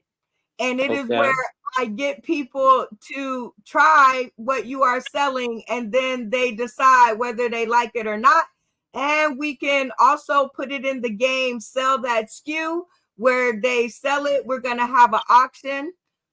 So bring 2 bottles, one for us to use and put your signature on it. And we gonna auction the one with the signature off. Now I'm gonna bring a book. I gotta bring a box. Once they taste it, that's a wrap. You know. Yeah, because once they taste it, it's good. And I'm gonna bring a book. We're gonna have a couple of copies of Shades of Blue. I want you to do a reading out of the book. I'll get somebody else to do a reading because I can't see. No. I want you to do a reading out of your book, one paragraph, and then I want you to, I'll show you what I want you to do with it. I ain't gonna give away all the secrets, but I definitely want you to pick out one paragraph of your book. So bring one for a prize and bring one with your signature on it. Oh, both of them have my signature on it now, Brenda, because we got to get the book to 50 Cent. I got to get the book to Spike Lee and stuff out in Vegas, because once they see and read the book, it's a wrap. It's a series. There it is. Well, it might not be a Spike Lee. It might be more like a Chaplin Dow, but she's an award-winning filmmaker that I have access to here in Las Vegas. So shout out to her and shout out to your book. And if when I come home with a copy, I am going to make sure that it gets into the hands of her, and I'm gonna make sure she read it. And Molly, we got work to do because y'all gonna produce the first pilot if it kill me. So just know that. Look, we already got the players. Look, Beast want to play, Contractor want to play. Look, we got some players. The men are stepping up. The men are stepping up. They really are. Shout out to the ladies. Get y'all bids in to be a part of this monumental event, because it is going to be one for the record books, because I don't play when it comes to my production on my shows. That's right. That's right. She said empty rooms at his disposal. Yeah, Shaquan, he wasn't using them. He was bringing the bitches home. And I caught him like Maury Povich style. Like I caught his ass. I caught him. He couldn't get out the lie. I had the woman spend the night on the floor at the foot of our bed just so we could wake up the next morning and address the shit. He wasn't finna get out of it. Oh no. I was like, oh, you want to cheat? Okay. You want to lie, cheat, scheme? Well, we gonna do something that's gonna be memorable for both of us. She came over, I gave her a blanket and a pillow, and I said good night. And when we woke up that next morning, I was like, wait a minute, your mistress want to say goodbye before she go to work. And he was like, what you mean? What you mean? And she popped her head from behind. You know, we had a foot. What do they call that? You know, we had a headboard and a footboard. And she popped her head up over that footboard. I think I had to change the sheets like 3 times that day. He shit all over the place. He was like, oh, Lord. I was like, oh, yeah, we going to get this shit straight today. Not tomorrow, today. And she was like, oh, so you ain't sleep with me? And he was like, well, I don't need neither one of y'all. I just leave both of y'all. And I said, you ain't got to leave both of us, because I'm finna get my shit and I'm out. And I took my pregnant ass out. I was like, I tried to stay. I tried to be the bigger person after I found him cheating the first time. I stayed. I was like, I'm already 7-8 months pregnant. We finna ride this shit out. But let me tell you, that second time, I was like, you know what? I see your dumb ass ain't gonna change. So I'm out. Dang. She out just like y'all. We out. Peace out. We out. I think Shaquan reading the old. I think she a little behind us. That's all. It's always like 5 seconds, like a 5-second, 10-second delay. Yeah. So Shaquan, she hung in there for all the 3 hours. Shout out. Sauce in the City and my girl. Love ya. 3-hour show today. Wow. If I see heat, why the fuck would I wanna go there? Seasons upon seasons. They better pick us up real quick. I'm telling you, whoever picked us up would not be disappointed, Molly. Tell them, Molly, they ain't gonna be disappointed. We got content. We go on and on and on and on.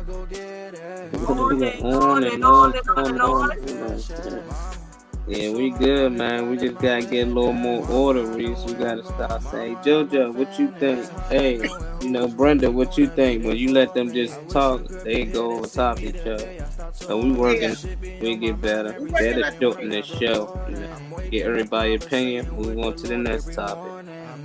We good. Yeah. Kiani, hope everything good. Yeah, Kiani, we love you, Kiani. Wellness Wednesday. I'm gonna check in with all the crew to see where Louisa, Kiani, Contract, they all them probably working. You know,